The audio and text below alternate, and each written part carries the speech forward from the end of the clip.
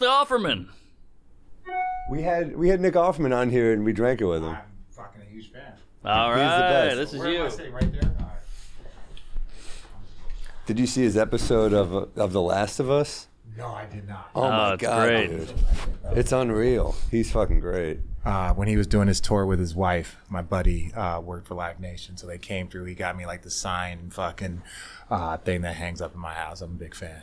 Oh, yeah, he's a mensch. He's a good dude. Woodworker, humorist, actor, booze. Yeah, he had a Awesome life. Yeah. just like this Yeah. is just really. He's got it all. yeah, we Megan did a gig Mullally. with him in Calgary, and he had a 5 a.m. pickup, and he still drank with us. I was like, that's a good dude. Yeah, he's next He's level. cool.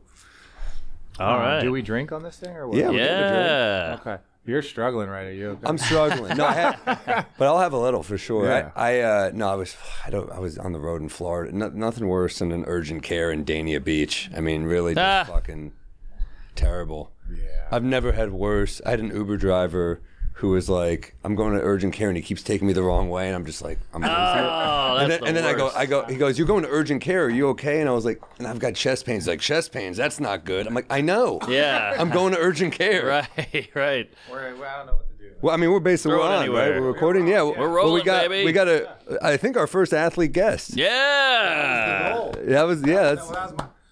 I did not know that you got that. Oh, yeah. I did a podcast guys. with Julian Edelman. He never came on. We got to get him on at some point. But this is Why are they not on?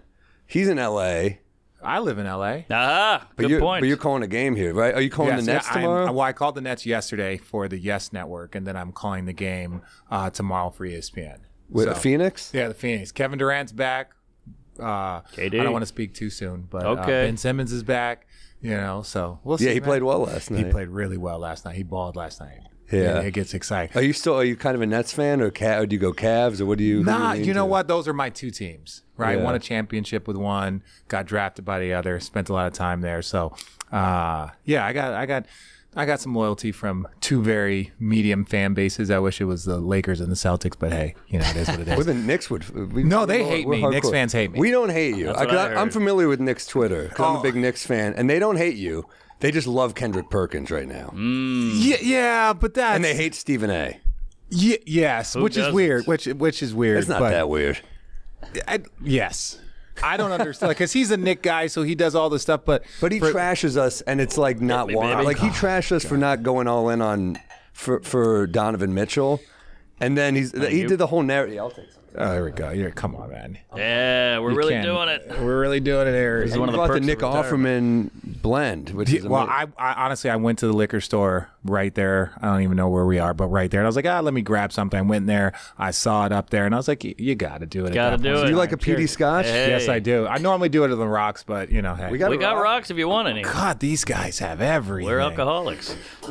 Why do you think I wanted to come on the podcast? Yeah. I was like, Now, could you booze it up during training and all that, or is that crazy? as you get older, it gets harder, right? Yeah. When you're 25, we could stay out till 5 a.m. and rage and then go score 30. Yeah. You're doing a great job. your Make sure he analyst's used like, the tongs after his stomach. You don't know if it's contagious. You don't know what's going H. on. pylori, but he's already had it. It's fine. That was worse ball handling than Simmons. Come on. I love you, Sim. No, you don't. No, you don't. You don't. Don't lie. Don't. I'm getting Mark patronize into basketball slowly. I'm It's trying. I'm learning. I'm more of a pickleball man. it. Are you? You know, it's good. Good on the weekends. Low That is impact. the best Scotch. It is really good. It is really good. on. Good for him. He created a character so great that one of the storied like Scotch companies was like, "Hey, let's do it. Let's do your own blend. Let's So do a little true. something." Like Shane Gillis next just did level. it with Bud Light. He just Yeah. got a Bud Light deal. Officially, a friend of ours, Shane Dylan Gillis. Mulshaney. He got so drunk on Joe Rogan enough that they were like, "Well, fucking, you know." Yeah. Well, they pivoted. They were a trans guy. Then they went to Retarded? UFC. No. Jeez. No. Sorry. So you, No, you don't did. apologize. I mean, It's gonna you get worse. You were All on the right, great. Cavs. You were on the Cavs late in your career. That's where you won the chip. That was an amazing team. You had LeBron, Kevin Love, Kyrie. Amon Shumpert. We love love Shump and JR. They're Knicks, so we but it's love like them. even again, like I tell people when you look back on it now, like the personalities that were on that team, because Shump's winning, Dancing with the Stars. JR went back to college and is like now a golfer and doing all. We had such a unique, random group of idiots that was the only reason. We were too dumb to realize what coming back from 3-1 was going to do. We're like, we're fine. We're going to do it the hard way. And then we got lucky, and now we're kind of immortalized. I'm not even drunk yet.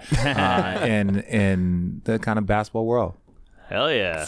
That was an awesome ring. I was definitely pulling for you guys just because I wanted to see LeBron get one in Cleveland, obviously. You just wanted, and I mean, you broke my heart. I remember you were one of the reasons I quit smoking weed, your Nets team. Oh, really? Because you swept the Knicks right when we got Marbury. That felt so good. Remember that? Yeah, that felt so good. That felt so good. I remember when Kenyon Martin like body slammed Tim Thomas. I'm like, this isn't fucking fair. Oh, New York Post, Fugazi, all this other crazy stuff. I remember that. But yeah, that shit was... Man, that's part of the reason why the Knicks fans hate me is because there was a long stretch of like you were good. You were a good team. We dominated them, and it was kind of a rival. And then I moved on, and then I didn't do that. And then I start doing television, and I start talking shit about the Knicks, and there's nothing that they can kind of say back, and now, then they just not about them, but now we're back really on top. Good. How good is Jalen Brunson? He's special, and it's like.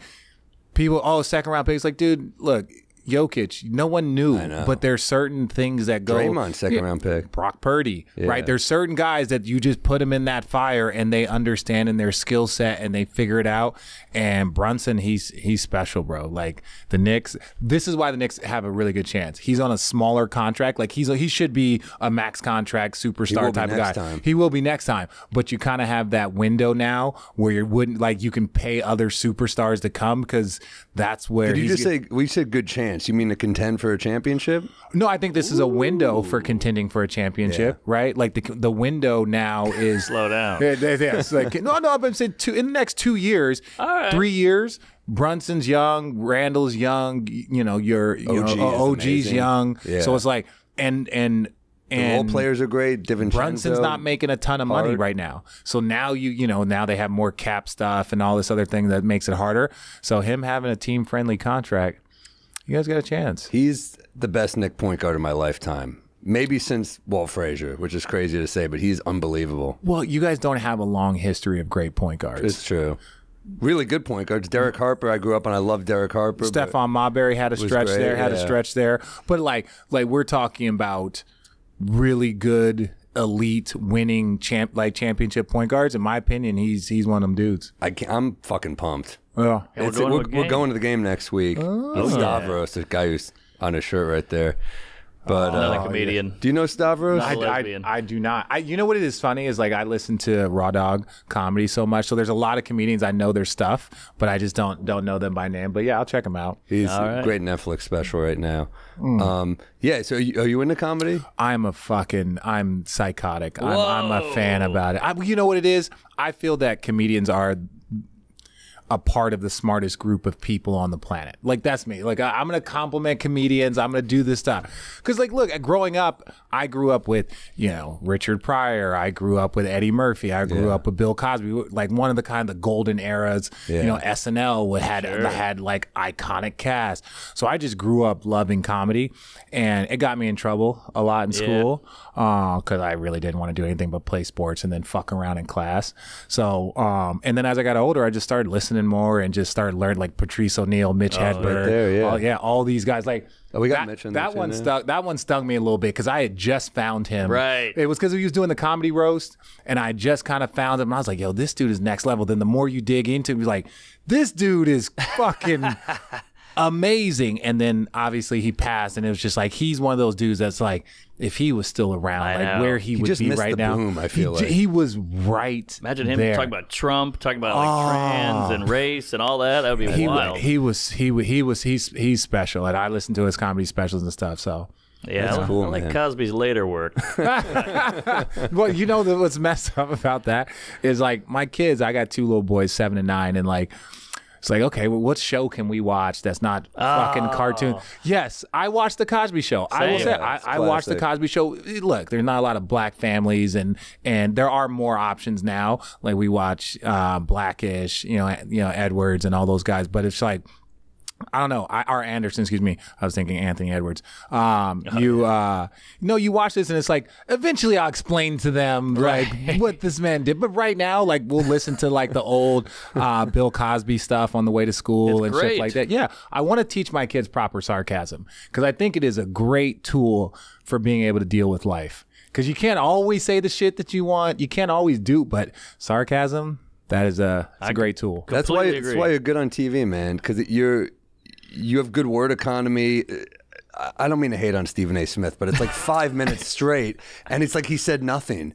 And then like they got guys like you and Reddick who are like really good. And I love Kendrick right now because he's on a big Knicks kick. Yeah. But I feel like ESPN dipped a little bit for a while, and you're one of the guys I think keeping it up a little bit right now. Well, look, I thank you for that. I appreciate it. But it's understand like the ESPN we grew up with, where it was Dan Patrick and it was all of that crew, Stuart Scott, Rich Eisen. They're hilarious. People don't understand. These guys are comedians that are talking about sports, that know sports really, really well. That's why you could sit and watch the same Sports Center and hear the jokes and hear the bits because they're coming up with this. They're the ones writing all of the, bartender Jack, and it's just like dude crushes a home run. It's like that's the shit that you grow up. You're like, it must be a homer because the pitcher just said dough. It's like dough. And you're just wow, and they would you would hear one-liners from these dudes, and it was like they were trying to kind of one up each other, right? And they were doing so much stuff. So like that's the shit I grew up on, like watching SportsCenter and seeing guys laugh and have fun about it. The debate shit is cool. Don't get me wrong, I don't mind a debate,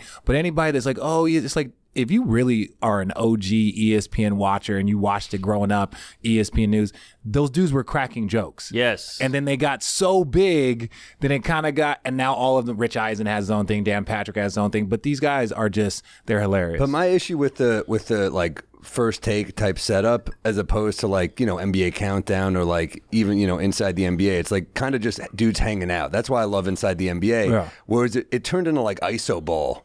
Yeah. It turned into like guys just trying to get theirs instead of being like a team. And like inside the NBA, it feels like a team, And they mess with each other a lot more. Yeah. So like, I don't know. It's one of those things that is part of like, it's also part of the ratings. So it's like they go where the audience tells them. Like First Take is the highest rated show. Now they have to you have to go over similar topics, so doing the show can be tough, but you get different voices on. And now that you see, like once they moved on from Kellerman, they started, okay, we're going to have Dan Orlovsky, we're going to have Ryan Clark, we're going to have, Swagoo, we're going to have a bunch of different guys. So you get different voices. It's hard to do that stuff now with just two voices, right? Where it used to be Skip and Shannon or Skip and Stephen A. That shit's hard to do because it's like, how many times can you talk about LeBron versus Jordan? How many times can we talk about That's why we have guests on our pod now, because it turns into like, how many drunk stories can we tell before we need, another person exactly. in there, yeah, a lot. Well, how many... And you've also heard each other. Everyone's right. My buddy, I do a podcast, Road Tripping, shout out. With Channing Frye.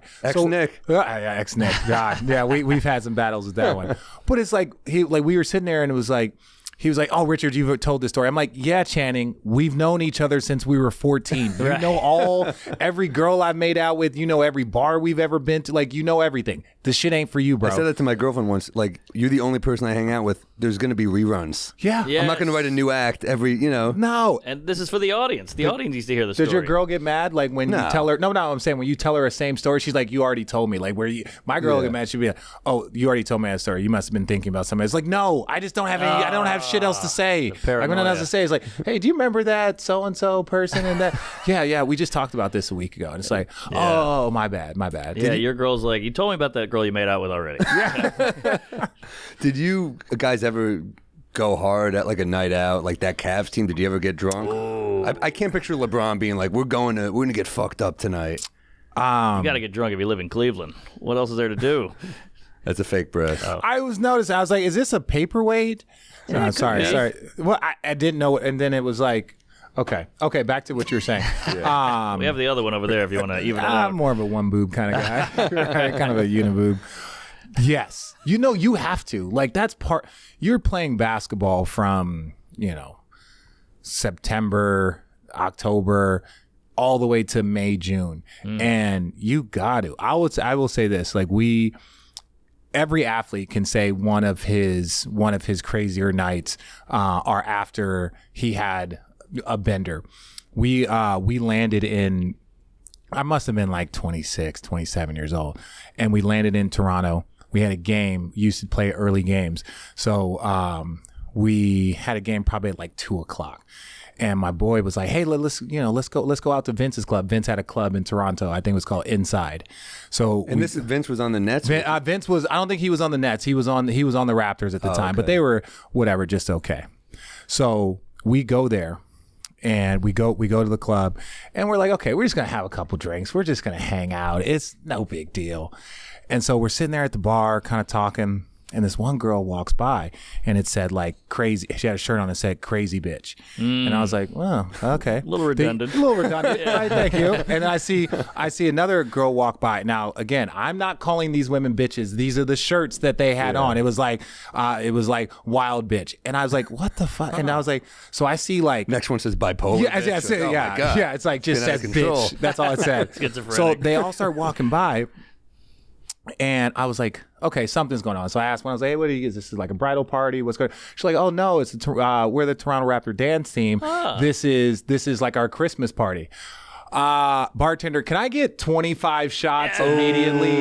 And that's the way it went. So it was like me and my boy, we're shots round. And they know, like they're typically, do they know who you were? Kind of. They don't pay attention that much. They know the home team guys for the most part, but it's like they knew that I played and I was playing against them the next day. But we're like, now we're turning it on, right? Like we're getting drunk, doing all the things. I'm like, how often are you going to be like one of the few guys in the Toronto Raptor dance team is all here to get drunk? So we got him extremely drunk. I go to bed. I probably go to bed at like 6 a.m.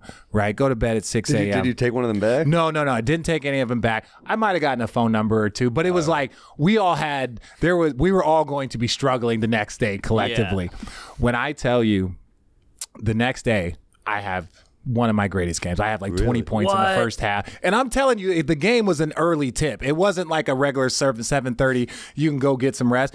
It was like I had like 20 points in the first half, and like I'm coming out and end up with like 39 that game. But I remember looking over at their whole dance team, and they're like all in a row. They were all beautiful women, but they looked haggard. They looked exhausted. And when I say this, it's like all beautiful women, but it's like we all have our moments where you're like, oh, you had a long one last night. The whole row of them. They must have thought you were a superhero to do that. Well, that's the funny thing is like, so the one girl whose number I did get, I texted her after the game, and she was like, all the girls were like, he was drinking with us, right? Like he was actually drinking alcohol. And I was like, yeah, I'm going to have to sleep for 2 days. I was on pure adrenaline. I don't know how that happened, but that is like. Do your teammates know when you're that hungover? Yeah. Oh. Are they annoyed with you? The NBA, like, we are all crazy. We're all psychotic, right? The only way to be one of the 450 players in the world and stay there, you are physically gifted. Rodman seems normal. Well, you're physically gifted. He was very physically gifted. And you're also a little psychotic. So it's like you have those moments where you're just like, fuck it. Just go out there, get it done. But yeah, your teammates know. There's guys that reek like alcohol. Sure. There's guys that are, throwing up at halftime. Like the league has changed, but it used to be even more crazier. What's the move? Do you Pedialyte? Do you IV? Like, how do you get over it? You stay young, right? Because once you hit 30, like you don't do that shit. Like if you hit 30, you're gonna be struggling for the next like week. But when you're 25 years old, you can literally stab yourself and like be fine 5 minutes later. Right. At 25. Like, so come on. True. Boy, we got to go out and get shirts. I want girthy douche.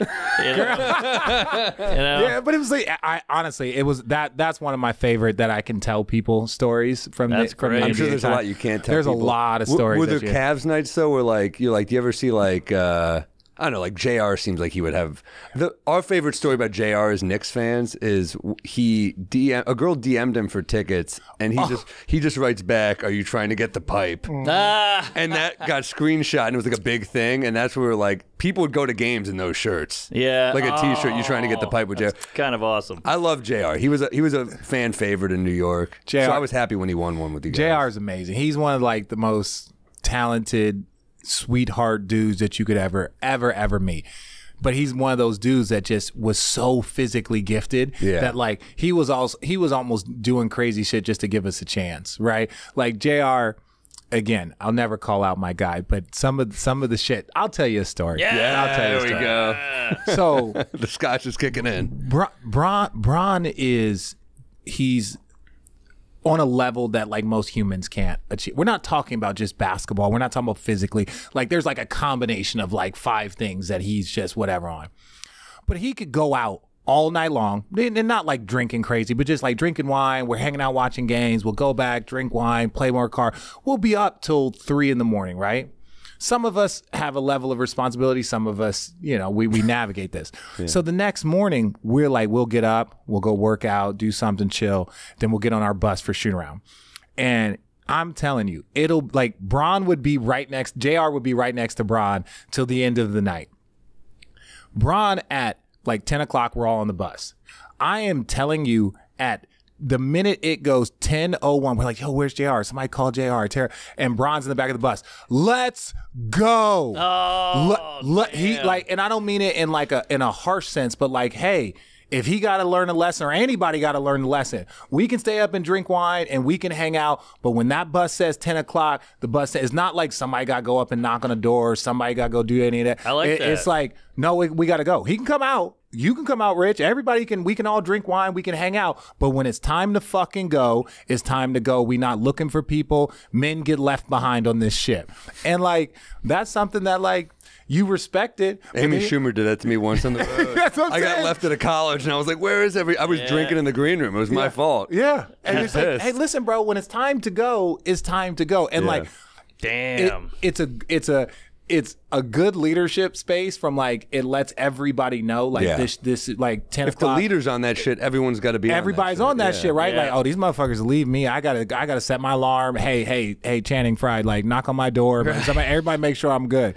But like Bron is let's go. So like JR, there'd be time we be looking at probably like, bro, you half the reason he's sitting next to you drinking wine. Bron's like, let's go. He yelling at the front of the bus, let's go. It's so funny because usually let's go is good. It's like, let's go. No, we're all sitting here like, fuck. Because in that point, it's like, JR, like I've missed buses before. This is just one of the examples. Everybody's missed buses and shit before, but it's just like, it's one of those ones. That walk into shoot around, that's a lonely walk. Yeah. Everybody's there. You like, there's no excuse. Back in the day before, like, again, I came in 01, so there wasn't cell phones and shit. So it was like when I first came in, it was like you had to get a wake up call. Oh, the wake up call didn't come or some bullshit. Now you got cell phones. You got everything. There is no excuse for alarms.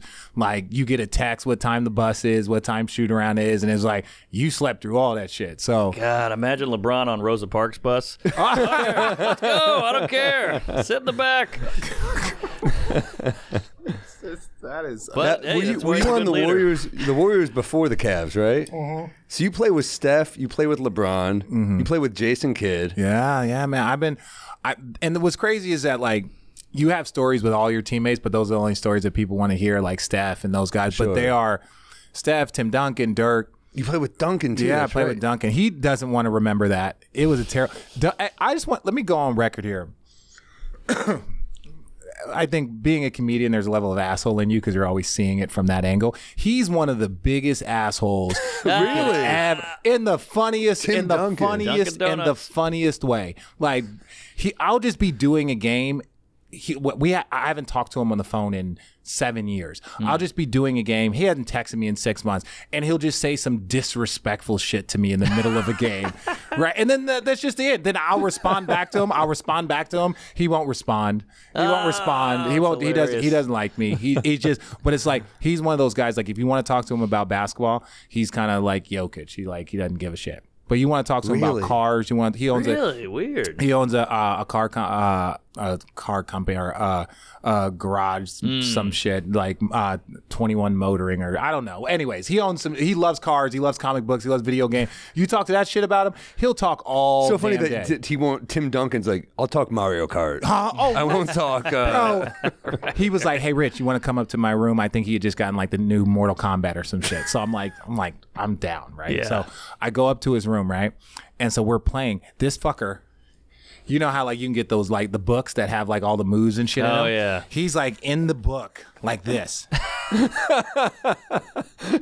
I'm like, Really? That's what you do? I was like, bro, isn't this like hey, I remember this move from Liu Kang. Like, I'm gonna work on this. Okay, I remember this one. Okay, let me try. He's like, he just opened the shit and was nerd. like, look, such a nerd. Such a great. fucking nerd. But then he whooped my ass about like 200 times. He's like, all right, you can go. He's the big fundamental, even in video games. He does He's everything. the legend. Yeah. Stupid question. Do you play basketball video games, or is that too much basketball? Like, I played NBA Jam for 9 million hours. But that's an outstanding game. Like 2K is advanced. Due to my contract with NBA 2K, I love NBA 2K. I love calling games. It is the best game. I love recording for 2K. I love everything that I do as a broadcaster on 2K. I just want to say it is the greatest game I have ever played. You played on Team USA, by the way. We don't talk about that. That was a bad year. That was a bad year. You were only good shooter that year, and I'm a terrible shooter. No, you're a good shooter. Look. It was a very interesting year. Was that the year we lost to Costa Rica? No. Puerto Rico. Yes. Ouch. Yes. Oh, it's not that much better. What? Puerto Rico. We're not going to disrespect the Puerto Rico basketball. Was it Carlos Arroyo? Carlos Arroyo whooped our ass. He was on fire. But look, we had a shit team, and that's including myself, right? We Come had on. What? We had You had talent. Duncan. Yes. You know what Duncan's final words were in his press interview? They're like, hey, what do you think about FIBA basketball? He's like, FIBA sucks. And like walked off. Like that was the end. But it was like, this is what we were, a poorly put together team. Right. Not enough shooting. Not enough shooting. The real story behind it is this, because we got time. You think Team USA would have good shooting? Yeah. All right. Okay. We like guns here. Not that type of shooting, but Got yes, it. I get your point. Got it. Yeah, you would think. You better have that loaded. Yeah. Yeah. Oh, yeah, look at that. No, we had talent on the team, but this is what happened. We had a team that had to qualify for the Olympics, so they put together the entire roster. It's Ray Allen, it's Tracy McGrady, Jason Kidd, Mike Bibby, Karl Malone. Kobe was supposed to be on it. He had he had stuff he had to deal with, but it was like a bunch of shit. Like they had this loaded roster, and I was supposed to be the young guy on the roster, right? Not playing, just kind of learning. None of them really wanted to play for Larry Brown. So we qualified for the Olympics. We beat Argentina by 40 in the qualifier. Kill them. The Olympics are the next summer. 9 of the guys say no. 3 guys stay on. Allen Iverson, because he had never been on the Olympics. Me, just because I'm a young idiot. So if they tell me that I got an opportunity, I'll do it. And Tim Duncan, because in the prior Olympics, he had knee surgery. So he hadn't played in the Olympics yet. Those are the only 3 guys that stayed on the roster. We have 9 new guys, and so many guys say no. Everybody says no. Chauncey Billups, Rip Hamilton, all these guys say no to going to the Olympics. So they field the youngest team ever. Carmelo, myself, LeBron, D-Wade, Amari. All of these dudes are future superstars, but in that moment, ththem, they're still very young basketball. I'm meeting all of these guys for the first time 3 weeks before we go to the Olympics. It's like, hey, D-Wade, nice to meet you. Never met him. Hey, Carmelo, nice to meet you. Like all of this stuff. So we had none of that. And then we go out there and we got fucking clapped. Damn. And then they were looking at us like, you guys don't care. You guys, I'm like, no, man, we're playing against Argentina that has 6 pros, and they've been together for 9 years. Right. And we are out here meeting each other 3 weeks. So it was the arrogance of the U.S. and USA basketball that led to them changing everything. And that was the quote-unquote redeem team. And those guys practiced for a couple of weeks. They met every summer. They had Kobe came on that team. So it was like they changed the format because they had fucked it up. Damn. And then we were, unfortunately, the group that got blamed. Can I ask, what is it about Larry Brown that didn't inspire these players to want to play? No, you just ask the Knick fans. Ask all the Knick fans. You ain't got to ask me. He won a ring, though, with Detroit. But, No, I'm not. Larry coach. Brown won a national championship. No one's questioning about Larry Brown coaching, but sometimes it's your motives in those moments. That was like a big time of like the and one basketball, and like basketball was kind of going through a shift of what people were kind of watching and enjoying. So it was like Larry Brown's like, I hate all that and one. Like we're gonna play the right way, and we're gonna do this, and like he's like Jason Kidd. He's telling Jason Kidd, Jason, I really like it when you penetrate, but on the fast break, I want you to get to the free throw line, hop step, and then throw it. And it's like, this is fucking Jason Kidd. He just led the league in assists the last 2 years. Like he knows how to run a fast break. And Larry Brown knows how to do that. But then fast forward, Stephon Marbury and Larry Brown, we saw how well that went. Right. That was just an extension of what was going on in the Olympics. As soon as he got the job, because I feel like Steph was already there, then Larry Brown got the job. I was like, oh, there's no chance of this working out. No chance. Damn. And not because Steph isn't a good player and not because Larry Brown can't coach, but it was just the energies didn't match. And the USA never loses, right? I mean, who's better than USA? We lost this year. Fuck. Yeah, but we put out one of the teams that we put out in 2004. That was the team because it was the World Championships. But now it's going to be like the Avengers. That shit is that team. And it's still going to be work to do. You're still going to have to play against Spain. You're going to have to play against France that has Rudy Gobert and Wembanyama and all these guys. Like, they're gonna be tough. You're gonna most of the time. But Steph and LeBron are gonna play, and it'll be cool. It's gonna be fucking Durant, awesome. maybe Durant, and it's in Tokyo, right? Shit! Is it in Tokyo? I don't know. Look it up, baby. What one thing I liked about you is you always had to guard the best offensive player for the most part because you were a good defensive player. Paris. Were there ever nights where you're like, fuck, I'm guarding Kobe? Like, does he talk shit to you while you're guarding him? Like, what's that like? Nah, you know what it is? I don't speak unless spoken to. Like, I talk more shit to my boys, my teammates. Like, that's the shit. Like, dude missed the free throws. Like, bro, stop point shaving and fucking let's go. Right? Like, that's the type of shit I say to my teammates. Yeah. Right? But I don't talk shit to the other team. That's just not my nature. I won't say I'm quiet by any means, but I just want to play. Kobe and those dudes. The thing about it is that players that are at that level, you don't fear anybody. You're not afraid of anybody. And it's like, I was a good defender, but I've also played on good defensive teams. So you knew you had help behind you. You knew guys were going to be where you needed to be. And like, this is professional sports. Motherfucker might score 40. If Tom Brady scores 4 touchdowns, doesn't mean your team sucks. It just means that night he was fucking Tom Brady. Good point. That's who he is.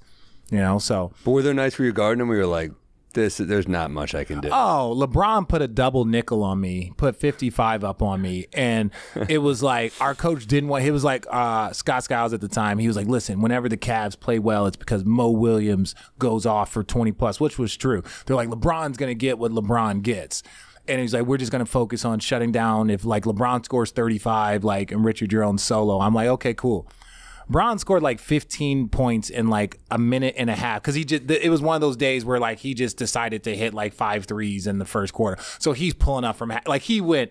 You guys have pulled the tape. He went completely off in that game. Find this clip. And like he had like 30 points in the first half or some crazy shit, and the coach was like, we're doing a good job on Mo Williams. I'm like, yeah, because I'm out here on a fucking island. What the fuck are you talking? He's like, Mo Williams only has 6 points, and I'm like, this motherfucker's got 30. Like, what are we talking about? Did you like playing for Scott Skiles? I did. I wasn't, because I heard he gets kind of a bad rap, right? No, Scott is an intense dude. I don't know if this generation can handle Scott Skiles.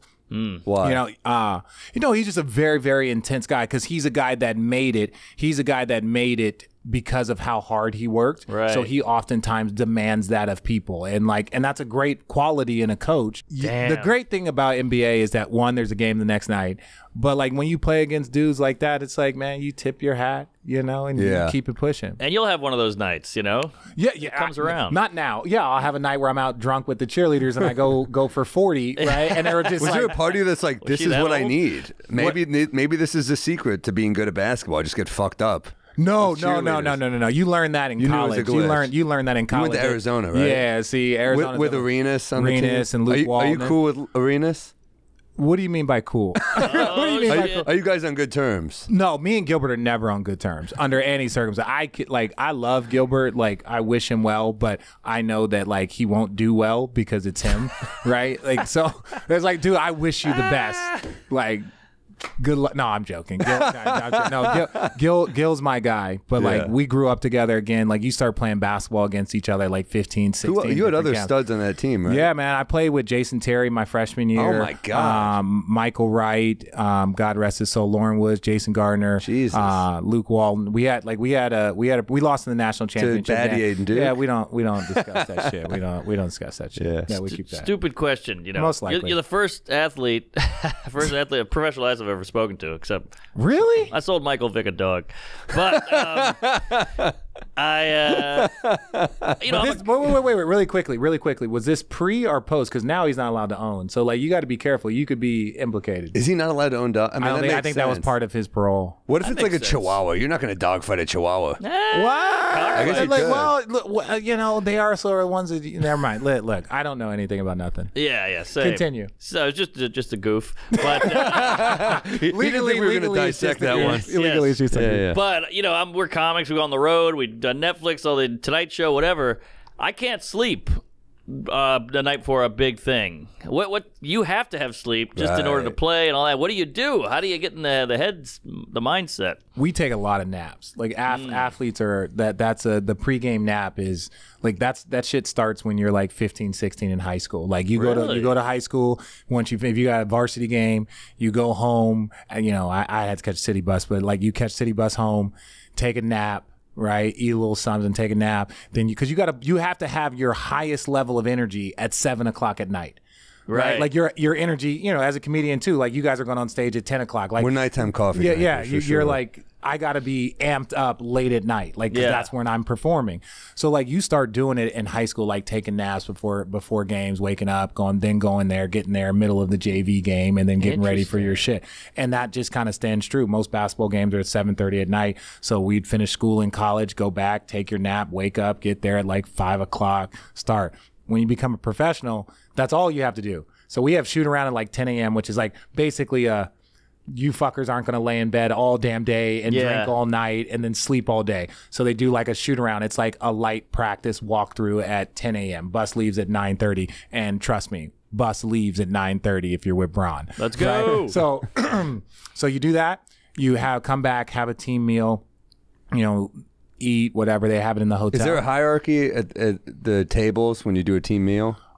There's routines. I wouldn't say a hierarchy. There's European guys, there's guys that hang out, but we typically do a team meal where it's like all of the staff. So it's coaches, it's this. Sometimes you'll do the team meal like if you have a back-to-back. You won't go do a shoot around where it's like you get out of bed. The back-to-back, you'll just have a team meeting at 11 o'clock and you'll eat your meal while the coach goes over the game plan. Then you go back to your room, you take a nap, and you fucking do it again. Damn. Yeah. So napping.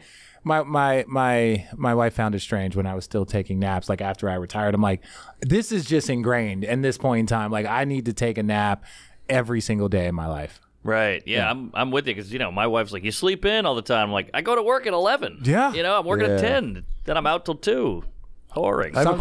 It's like sometimes still working. I have a question about that because I just read Emmanuel Quickley thing about leaving the Knicks. I love Quickley, but he said that he woke up from a nap to find out he's traded. Oh, I mean, you were traded a bunch of times. I mean, like, what does that feel? How do you find out, and what does it feel like? Well, I was lucky. I didn't have kids till the very end of my career.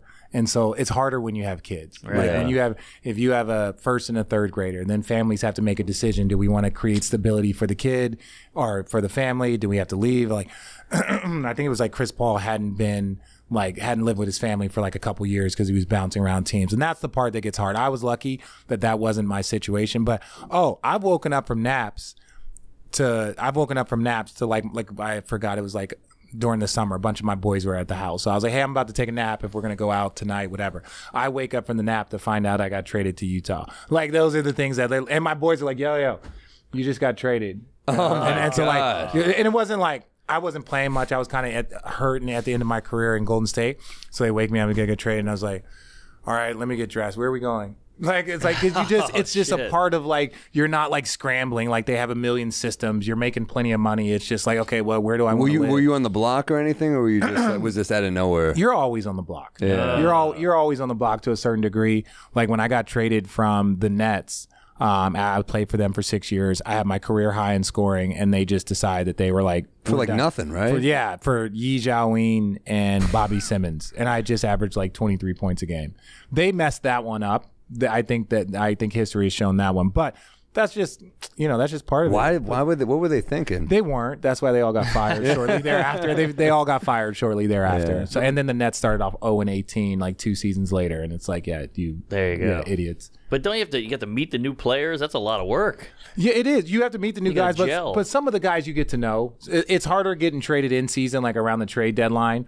If you get traded during the summer, you typically have a whole training camp. Right. You'll get to meet the staff. You might I when I signed with Cleveland, we did like a mini camp in Miami. Mini camp. And so we did like a mini camp like about a month before training camp where we all went, we worked out, we ate dinner, we go out, just kind of like a team. It's the whole team. The whole team, or as many guys can show up. And it's like, let's say 10 of the 15 guys show up, the guys that are like have roster spots and stuff. So everyone gets hotels, we work out. It's just more of like a camaraderie thing. Like, hey, you got some new guys coming in. You're not going over plays. There's not like coaches and shit there. They'll have trainers there for tape and ice and all that shit. But that now every team almost does that. They do like it's not like an NBA mini camp. It's more of like a team. We're going to get the guys together and do some of that stuff.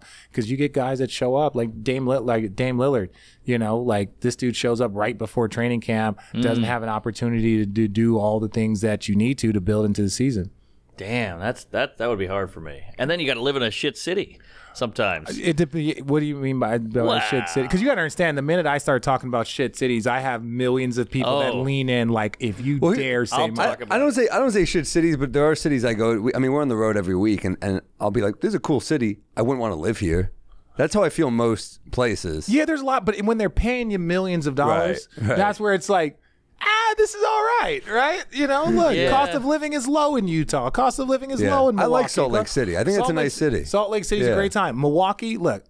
I like Milwaukee. Underrated. I'm not saying Milwaukee's a bad city. What I'm saying there is that if you are a kid from California that went to college in Arizona, it's really fucking cold there. And it is a different type. Milwaukee, Minnesota, these are different types of cold. Doesn't mean it's a bad city, but if your team sucks, you get there in like September, October, and you're done in April. That means you might only see the shittiest part of Milwaukee. Right. If you play till like in Cleveland, we played till June. We were there till damn near July. The weather is fucking amazing in June, July. Everybody's out, everybody's partying. And you're like, Cleveland's not bad. If you're just there for the 9 months of fucking winter, good point. That shit's depressing. It's a good way to put it. Yeah, we're in and out.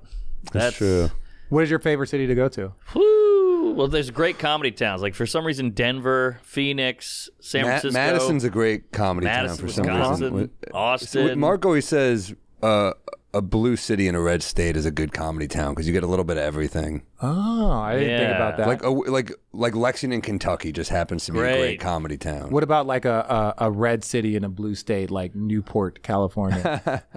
I'm doing Irvine. Irvine's good. Irvine is good. Yeah, Irvine's good. But again, you're so close to L.A. that you get a little of L.A. in there. Yeah. Is that a good thing or a bad thing? That's good. I think that's good because it's, smart people mixed with yeah, really some rabble rousers. Yeah, that's what you want. You want the mix. Like, I like Philly, Boston. It's got smart people. It's got blue collar. Boston's one of my favorite cities for comedy. But yeah, I could see that. DC is great, obviously. Boston's an interesting place. See, I'd be wondering if you were to. It's funny though because there are certain gaps. If you were to ask like a black comedian what his favorite cities were, probably not Boston. Probably not Boston. Yeah. Michael Che, I think, was trashing Boston for a while, right? Yeah, he's from Boston. Yeah, even again, so he could say shit to Boston people and get away with shit and like speak their language that he would probably fucking love it. Don't doubt it. But basketball's the same way, where it's like if you are a Boston Celtic, it's they treat you nice if you're a Boston Celtic. They're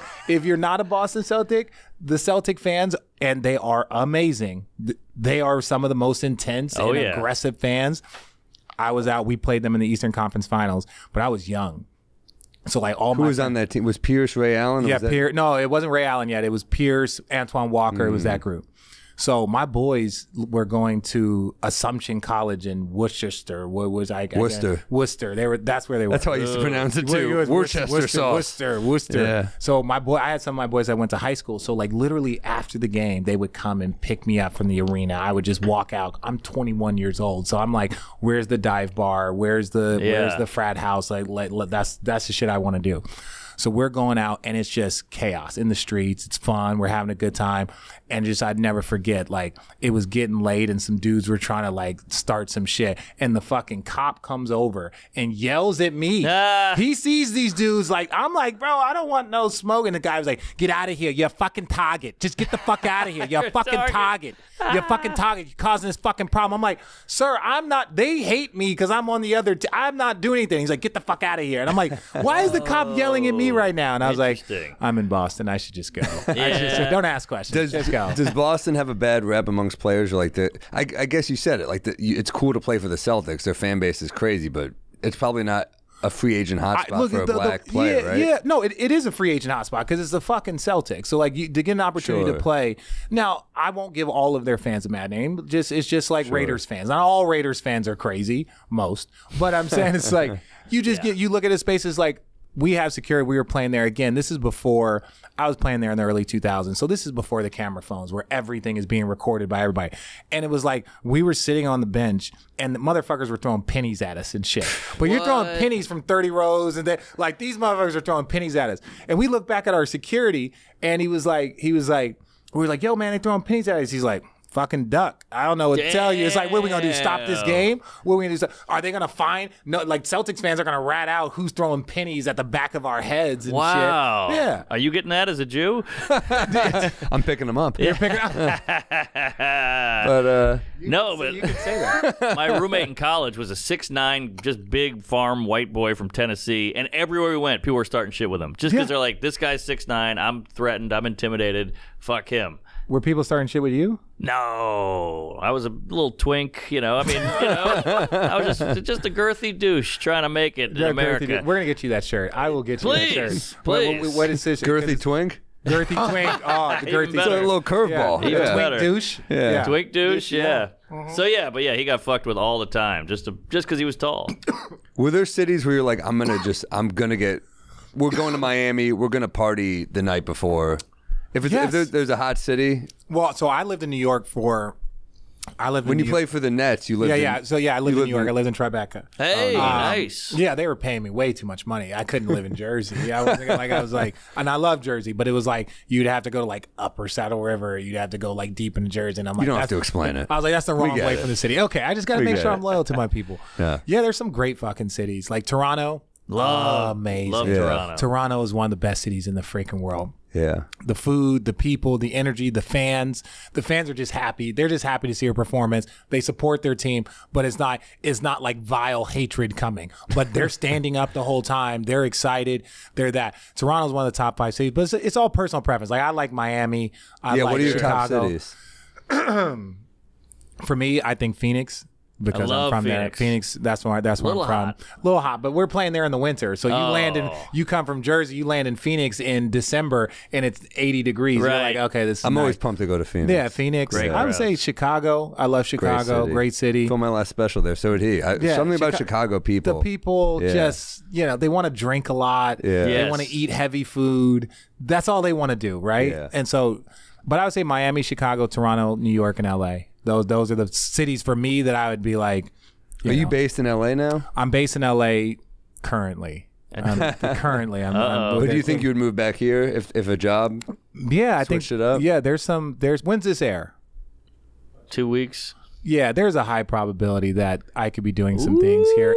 There's some things that I could be doing here in New York. You thought Boston was scary. Watch out for the Knicks fans out here. Yeah, I'm trying to. You're not in as bad favor with Knicks fans as you think. I'm tuned into Knicks Twitter because I've been nice to them because my first couple years when I first started, I tried to go Stephen A. Cowboys against them, right? Where it's just like fuck the Knicks, whatever. Oh, I remember. Yeah, I was cracking jokes talking about they offered me a contract and I said no to them just because and it was like they came out with a press release and I was like, guys, this is just a joke. And then I realized how when you're a player, you ignore all fans, you ignore all media. Like that's just part of our gig. Like we don't give a shit what you guys think and any of that stuff. But when you get to a space of you're now representing a media company and now you start saying shit, yeah. So I got a talking to. I got a little chewed. Not chewed out in a bad way, but just Richard, you can't be shitting on the Knicks and then have to call a playoff game for them. And I'm like, Yeah, that might affect ratings. true. You know, so it's like, so And once you get to know us, we are the best fan base because No, you're not. We haven't won in 50 years, and we're still as hardcore as any fucking group. you're as hardcore via like you're fueled like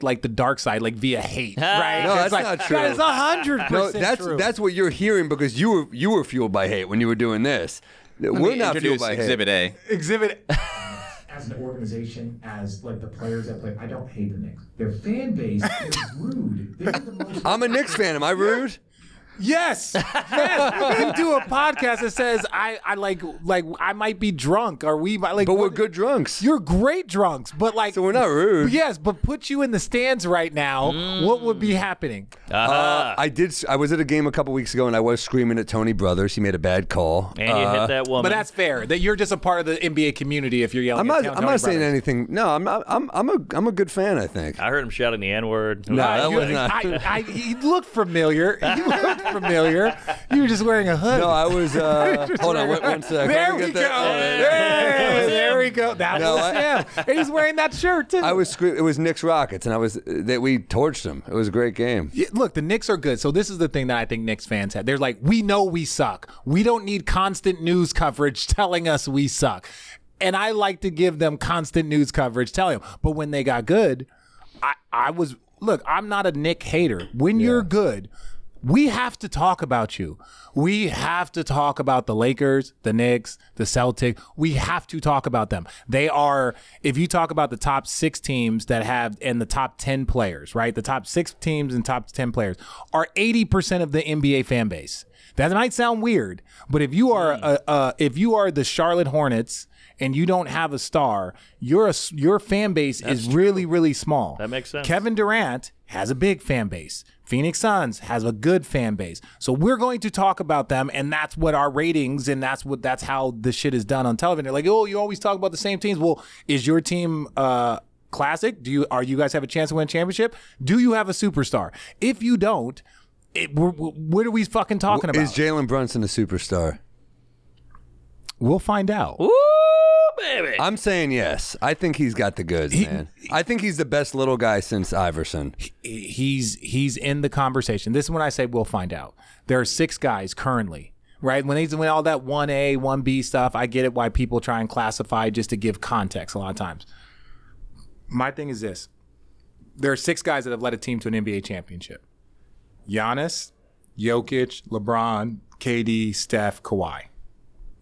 So in the last 20 years. Yeah, but I'm saying currently playing. Oh, currently playing in the NBA. So how about Isaiah Thomas? Though he was a small guard. He led a team to a hear me out. championship. We're not going to talk about context and past. We're going to say there's 6 guys. Yeah. Those are the only 1As. Everybody else is a 1B until they prove they can be in a 1A. So you're not putting Embiid in there either. He's never been to a conference final. Okay, that's fair right. So enough. it's like, Fair. is he a 1A talent? Can you build around him? Is he one of the best players in the world? Yes, but like by our context, we're saying in order to be a part of that club, you have to then win one. Like I said, there's only 6 guys that have done it currently. So like everybody else is a 1B until they are a part of that club. I'm not fair. saying like you got to win point. an MVP. It's like a 1A means that can you be the Should best Brunson player? have been an all-star starter? That stuff is fan based. That stuff is. But it's not. There's a media vote and a player vote, and he got that. The media and the player. Yeah. So what did I just say? It's fan vote. Yeah. Yeah, that's what I'm saying. It was so he agreed with me. Okay, Yeah, but well, this is that's a good broadcast. that's what tipped the scales. But I think stat wise and production wise, he should be a starter. So then you need to talk to the fans because the media vote. Well, Dame's been around longer. LeBron shouldn't be a Hey, starter. look. It's a popularity contest. I agreed, and he plays for the fucking That's what Knicks I'm asking. and lost Do you- a popularity so- contest. Okay, because he hasn't been around as long. Agreed. Do you think he should be an all-star starter if you were picking? Yeah, I think That's all I'm asking. Yeah, I'm not fucking with you. I'm I fucking know. with you. No, Soundbite. he does have. He does. I think that he's had the quality of a season that. But again, the reason why the fan vote is that they want who the fans want to see. No, I know. in that. Dame's a legend. He's been around forever Yeah. too. I like Dame. Look, if you were to tell me that Brunson can lead a team to a championship, yes, he can't lead this team to a We'll championship. This team, they don't have enough. Best defensive team in the league. I when don't OG's disagree. healthy. I don't disagree. Really? I don't disagree. One of the best defensive teams, but they can't lead this team. They need more talent. If he gets a little bit more talent, then yes, we're close. Then you're the closest we've This been. is the closest you have been since like Ewing and Houston and those guys going to the finals. I'm fucking pumped, dude. Yeah, since the fucking '99. This is the closest you've been. Hell yeah. And we might go. Was Ewing on that team in '99? Yeah, he was, but he was injured. Okay. I want to get my. It was her. That when Bill Simmons started the Ewing theory thing, like we were better without him, and I was like, "Shut up, dude! You're not better without Patrick." He Ewing. was just saying that to get Knicks down so he could elevate his Boston group. always. So you're a Bill Simmons. You're a Bill Simmons guy. No, but I remember him saying that. No, it pissed me off when he said that. I don't like how Bill Simmons underrates Patrick Ewing. I don't like Really? the hate. I don't like the hate on the Knicks. We all know this. I think he's talented. It's not my cup of tea. Bill's talented, but we all know this. Everything Yeah. that you're saying, you can't just give middle of the road opinions. He's got to Exactly. give opinions that allows you to say that you don't like this about Bill Simmons on your podcast, using your platform to give him love. Clickbait. All right. Look at you. You don't just keep him around for his good looks. I love that, man. He's my favorite twink. Girthy. Yeah. But no, you're good at what you do. I'm glad you're broadcasting now. Thank you, man. And I Yeah. appreciate this opportunity to come on with you guys. Like, I've been such a fan of just comedy, and like I had a bunch of my friends like, all right, 2024, I'm gonna go do any comedic podcast. Like, I shot a DM to Anthony Jeselnik. I was like, Anthony, I don't even know if you have a podcast. I saw He does. You, I saw you. I don't think he does guests though. Yeah, I don't know. Well, I'm gonna be a guest. I saw you talking into my, and I just wanna, I want to be around people that like just see the world from that perspective. And his shit is so He's killer. He'll take you for a ride. He'll take you for a ride. We're fans of his. Yeah. So Anthony, just respond, or like whichever 25-year-old girl is running your social media, can you tell her that some random basketball player wants to come on? Since Mark and I feel like a couple of women on a double date here, let me ask a comedy basketball connection. Let's go. I love it. Okay. I love it. What do you think is more difficult, making the NBA or making it as a comic who plays theaters? I think NBA without question. Here's the problem though. NBA is point based. You know, this guy's doing well. He put up this many numbers. This is subjective. So Yeah. that's changes the whole game. What I would say is, you're right. Like, there's certain physical, like, look, I have a brother that's 5'9", right? I didn't know I was going to be 6'7", 240 pounds. Like, my dad's 6'2", my mom's 5'11", right? Like, I just got the lucky genes, and I liked playing basketball. So I got like, comedy is something to me. I look at like broadcasting. There's a challenge here. There's a challenge, and the competitiveness is not there's a little bit amongst your peers of like, oh, that was good. Like, okay, who does it great? Like, who are the icons that you watch and you pattern yourself? You're not like them, but you're like, the way he tells stories or the way he went with that bit. Those are the things that like I enjoy about it, because it's like broadcasting, where it's like calling a game, doing a television show like First Take, NBA Today, all of that shit is a different cadence. You have to speak differently. You have shorter time or longer time. On First Take, you can have 2 minutes to make your point. On a basketball court, like when you're calling a game, you've got 10 seconds to make your point. You've got maybe less than that to do a highlight. So it's just like the skills that you learn are just so much different, and that's where the challenge comes in. That's why I enjoy it. Nice. Well said. Great question. Good question. I would say it's harder to be a comic who plays theaters, because you said there's 400 people in the NBA. Is that right? 450, yes. There's 40 comics playing theaters. Also, you guys are very age-based. Like, this guy's getting old. He's 36 or whatever. We could keep going. You know, Rodney played and Don Rickles played. Well, Rodney Dangerfield didn't pop till he was like That's true, in his too. late Yeah, he 40s. retired. That was his old bit. He's like, I retired. The worst part about it is nobody knew. Oh, look at this guy. This guy's a fucking comedy. fan. Rodney Dangerfield, like that. Back was, to school? Oh, back The to best, come on. the But best. Rodney would. A lot of the stuff that I do, and you recognize the love of like how lovable you can become if you're self-deprecating, right? And I learned that from listening to him. Like that, I get no Yes. respect, and it's just you're laughing at something that you know is a joke, and like he talks about his family or he talks about his agent or where he lives, and it's just like. So I would watch like all his stand-ups, or when he was on SNL, like all that I would just watch it and just observe. My parents didn't like it that I was such a sarcastic asshole, but it just, It really did. Do you do a Rodney impression at all? No, I don't. I don't. I try my best to do to not say I gets no respect when I'm doing look, I gets no respect around here. But no, sarcasm. I'm all right now, but Lester goes in rough shape. You know, is that right? Yeah. Sarcasm is the language of the intelligent, they say, and it's illegal in North Korea. Really? Sarcasm is illegal there. So how are they doing? They're doing great. But we won't do that. Who are your SNL people? So breaking a bad habit can be difficult, whether it's to stop scrolling on social media or to finally be done stepping outside. It can be a struggle. Fume is here to help. It's an innovative, award-winning device that uses flavored air instead of vapor, no electronics, awesome flavors instead of those harmful chemicals. Fume replaces your bad habit with a good one. You can use it anytime, anywhere, and the movable parts and magnets for fidgeting help reduce anxiety and stress. I haven't tried this, but Mark seems to enjoy it. Oh, yeah. Love the Fume. And it's, if you're trying to quit smoking, this is a healthy alternative. They've even released a magnetic stand for your Fume, so there's no more losing it around the house. Plus, it's built with fidgeting in mind, and it allows you to spin your Fume around on the top. Start the year off right with the good habit by going to tryfume.com/drunk and getting the Journey Pack today. That's tryfum.com/drunk. Fume is giving away We Might Be Drunk listeners 10% off when they use the code DRUNK to help make starting the good habit that much easier. If you're having issues with your performance in the bedroom, now's not the time to head to the gas station for sketchy erection pills. Let Joy Mode do the hard work for you. Their Sex Performance Booster is an all-natural, science-backed supplement to get things going. With none of the scary side effects, just mix 6 to 8 ounces of water, wait 45 minutes, and get the party started. Man, I tried this at home just for shits and giggles, and boy, does it work. Woo, baby. And it's fun to mix up and have a drink. You get hydrated, too. Even if you're super happy with your performance in bed, things can always be even better. Joy Mode is basically like a pre-workout before you junk. There you go. It's a protein shake designed to support erection quality, firmness, and sex drive. It's small enough to fit in your wallet, and you'll never be tied to a subscription. Just get it when you need it and be ready to get it on. Go to usejoymode.com and get 20% off with code DRUNK at checkout. That's 20% off and free shipping with code DRUNK at usejoymode.com. Joy Mode. Joy Mode.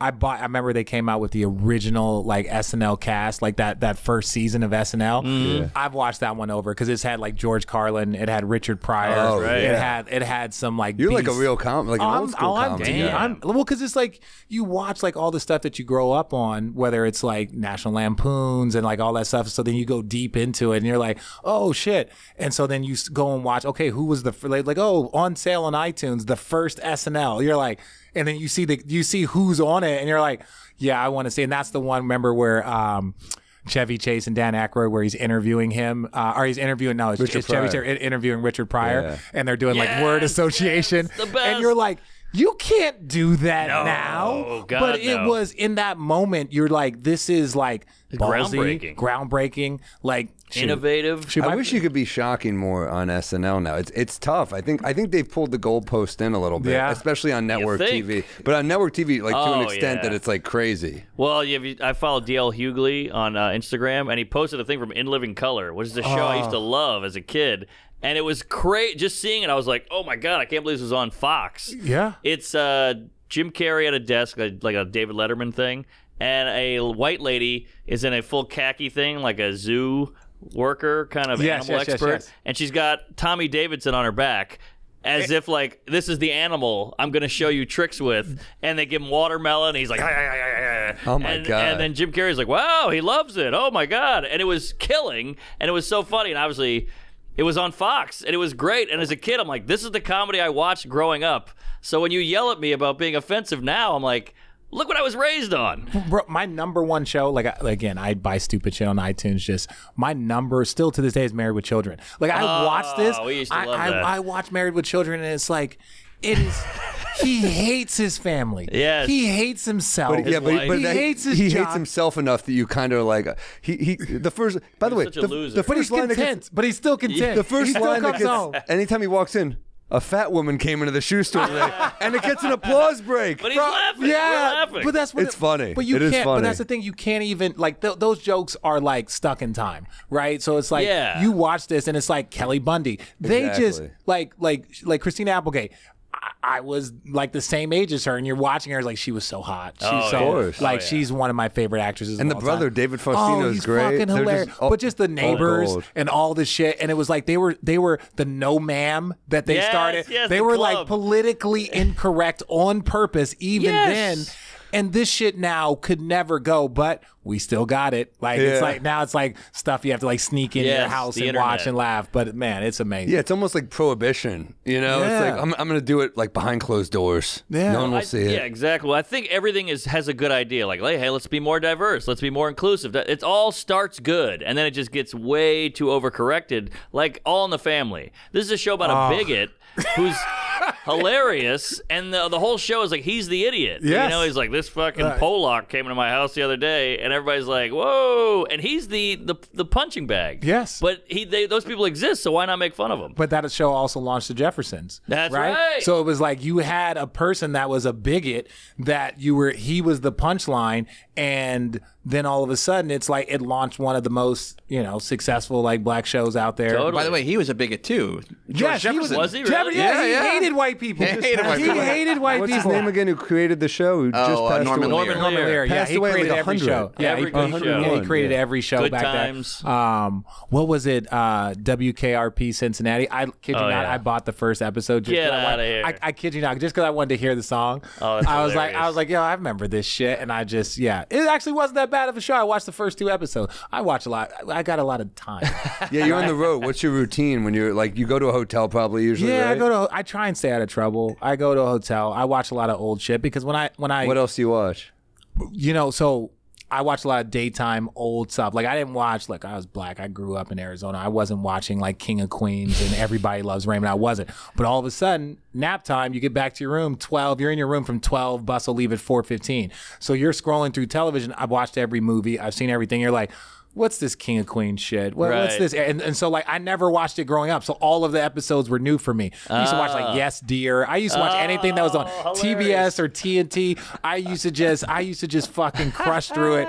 But it was like, look, man, Raymond had some pretty good. There was some great comedy great on year. there. Jerry Stiller Yeah. on Yes. on like Unreal. He's Unreal. like he was amazing. We got to get Jerry Stiller on this wall. He's an all That's time. true. Oh, That's he is true. he killed is it in all Seinfeld, timer. too. Yeah. He had a was it him? I'm trying to think. It was him or Richard Pryor. It was like, was it something I said? And then I found out that like him and his wife, and then you start to learn the backstories if you're like actually studying comedy and learning, and you're like, this dude, I didn't know. I saw him in like a couple of movies and Zoolander and this, and you're like, Yeah. oh, this dude's an icon, and then you realize, yo, That's this young dude has Ben. been Look at him. doing, and his wife's been Yes. doing this since the 70s, since like exactly. that shit is. He's That in, shit was, what are you like? Are you a big movie guy? You said so. What are your all timers? White Man Can't Jump. Love it. That Classic. came out when I was 12. So I know like every that word. that's how I started playing basketball. I was like, wait, guys just go to the park every day and just play basketball. This is a thing. And that actually picked up park basketball. Like no different than like Really? and one basketball was, because it showed guys were hustling, guys were this. There was a culture behind it that was going on, and they just captured it in the movie. Because that's back when you used to do 3-on-3 tournaments with like Hoop It Up and Gus Macker and like all of these different things. And it was LA. And it was LA. So it was like you're like, oh, guys go to the park, and then people kind of viewed it as like a thing. Remember when Rounders came out and everyone started playing Yes. fucking poker? Yes. Everyone became fucking Matthew Damon and That's this a great shit. movie, too. Yeah, True. outstanding movie. No judgment. That's our boy there. Brian Koppelman wrote That's right. that. That's Yeah, so buddy, no judgment, but like that just shows you like how a movie can actually move, Oh, move 100%. the culture. White Man Can Jump was that movie. Yeah. And once that movie came out, I was 12 years old, and all of a sudden I'm at the fucking park acting like I'm Sidney Dean and Woody Harrelson and cracking jokes and like betting other kids $5 to play one-on-one and shit. And You it was can't like, hear Jimmy. You can't. no, you can't hear Jimmy. You can't hear There's a line in And a hook Rounders shot. where Ed Norton and and Matt Damon are playing poker, and Matt Damon whispers to him, he's like, "We're like fucking Frazier and Monroe." Yeah. The Rolls Royce backcourt. I'm like, a Knicks fan wrote this script. A Knicks fan, That's Compliment who wrote it. Yes. So he had to just sneak in one. You got to, but that's start with the letter Q. Yeah, but oh god, Rosie what is a queen? She was really hot in that movie. God, she was so. I can't let my kids see the movie yet because there's still like a couple of scenes. But I have taken my kids to like the Venice Park right there and showed them. Yeah. And then like you can show them the intro to the movie. You just can't show the movie. Yes, you know, they're still on Sandlot. What other? I want to hear other movies they're into here. So they're remaking that, by the way, which I think is a sacrilege. Jack Harlow is in it. Yeah, White Man. It was remade. Did it came and went? I have not seen it. I don't heard about it. I hear he's good in it, but it's just not a good show. Yeah, look, Jack Harlow's going to be just fine. Yeah. He's going to be just fine. He's certain doing things well don't for need to be himself. remade.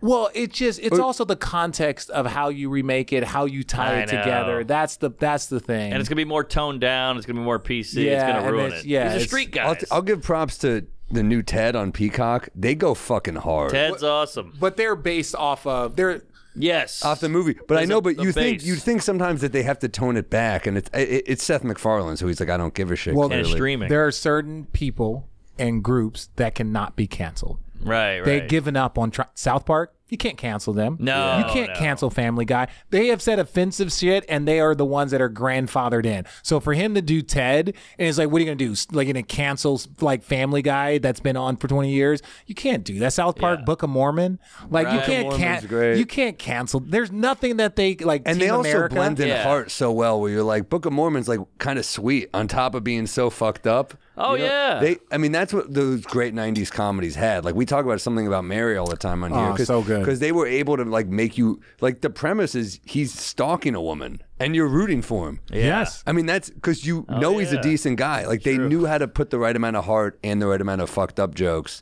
Well, it's also when people say you go back and look at The Office, and you're like, wait, Jim was just hitting on somebody's fiance the whole time.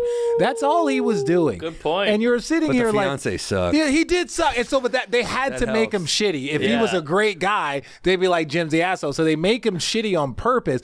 But at the end of the day, it was like every day maybe he was a bad guy because some dude in the top office was always hitting on his fiance. Anybody ever thought about that shit? That might irk me. Team Roy over here. Yeah, I'm fucking definitely Team Roy. Not to mention all the retard and black jokes that Michael Scott made when he did the Chris Rock impression, all that shit. That's where the evolution of comedy comes. Like, look, I did shit that was acceptable then that's not acceptable now. Totally. What I have jokes I wouldn't tell anymore, and it's like, doesn't mean they're a bad joke. It's just like there was a time when that type of joke was okay. Yeah. Now was a time I don't think it would hit.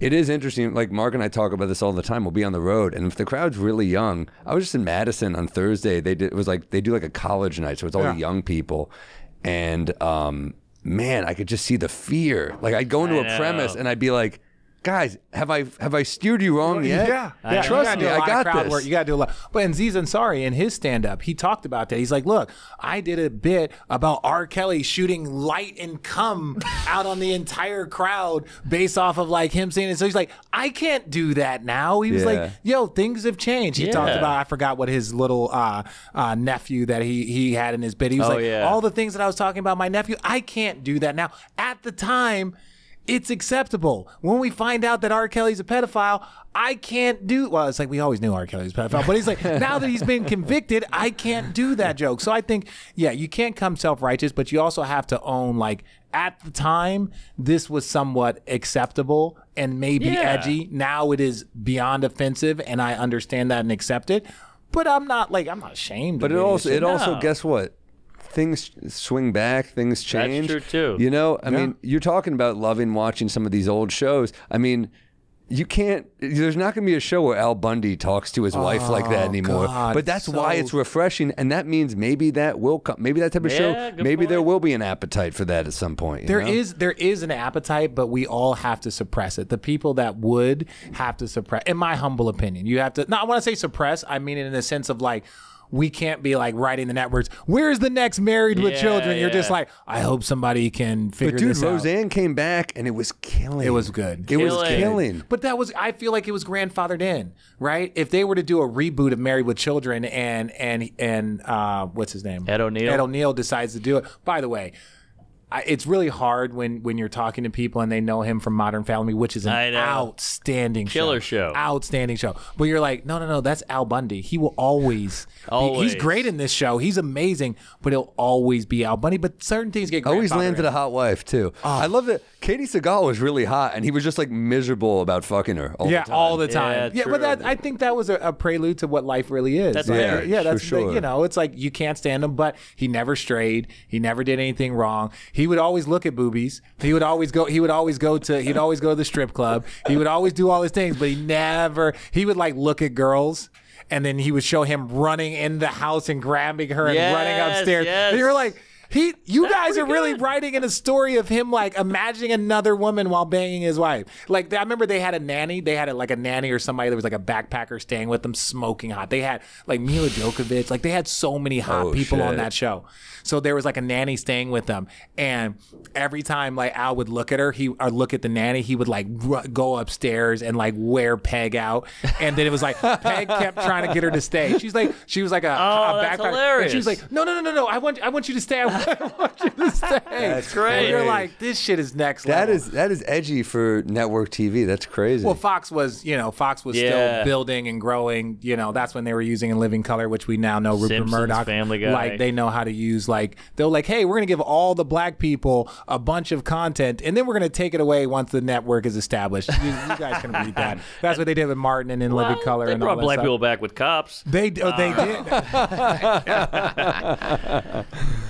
Which was on Fox. It was on Fox, and which, by the way, I love that. great I love a great show. Like Great we were all show. watching. You didn't realize they did a good job of diversifying the criminals. They on did. Cops. They really did. They went to the rednecks. They went to. That's true. There were some meth labs. That was body cams before body cams. Yeah, That's right. Yeah. You got 'em on camera. They weren't Just first cams. 48. They weren't just in the hood. They were like, no. Good point. We're gonna get because you need the crackheads. You need the meth heads to run. That makes for great footage. By the way, the producers, when they started that show, said because we know we're going to be accused of racism, we're going to do 50% white and 50% Did black not on know every that. episode. Did not know that. Every episode. But Which, that's by the way, smart. that is not close to what the population is.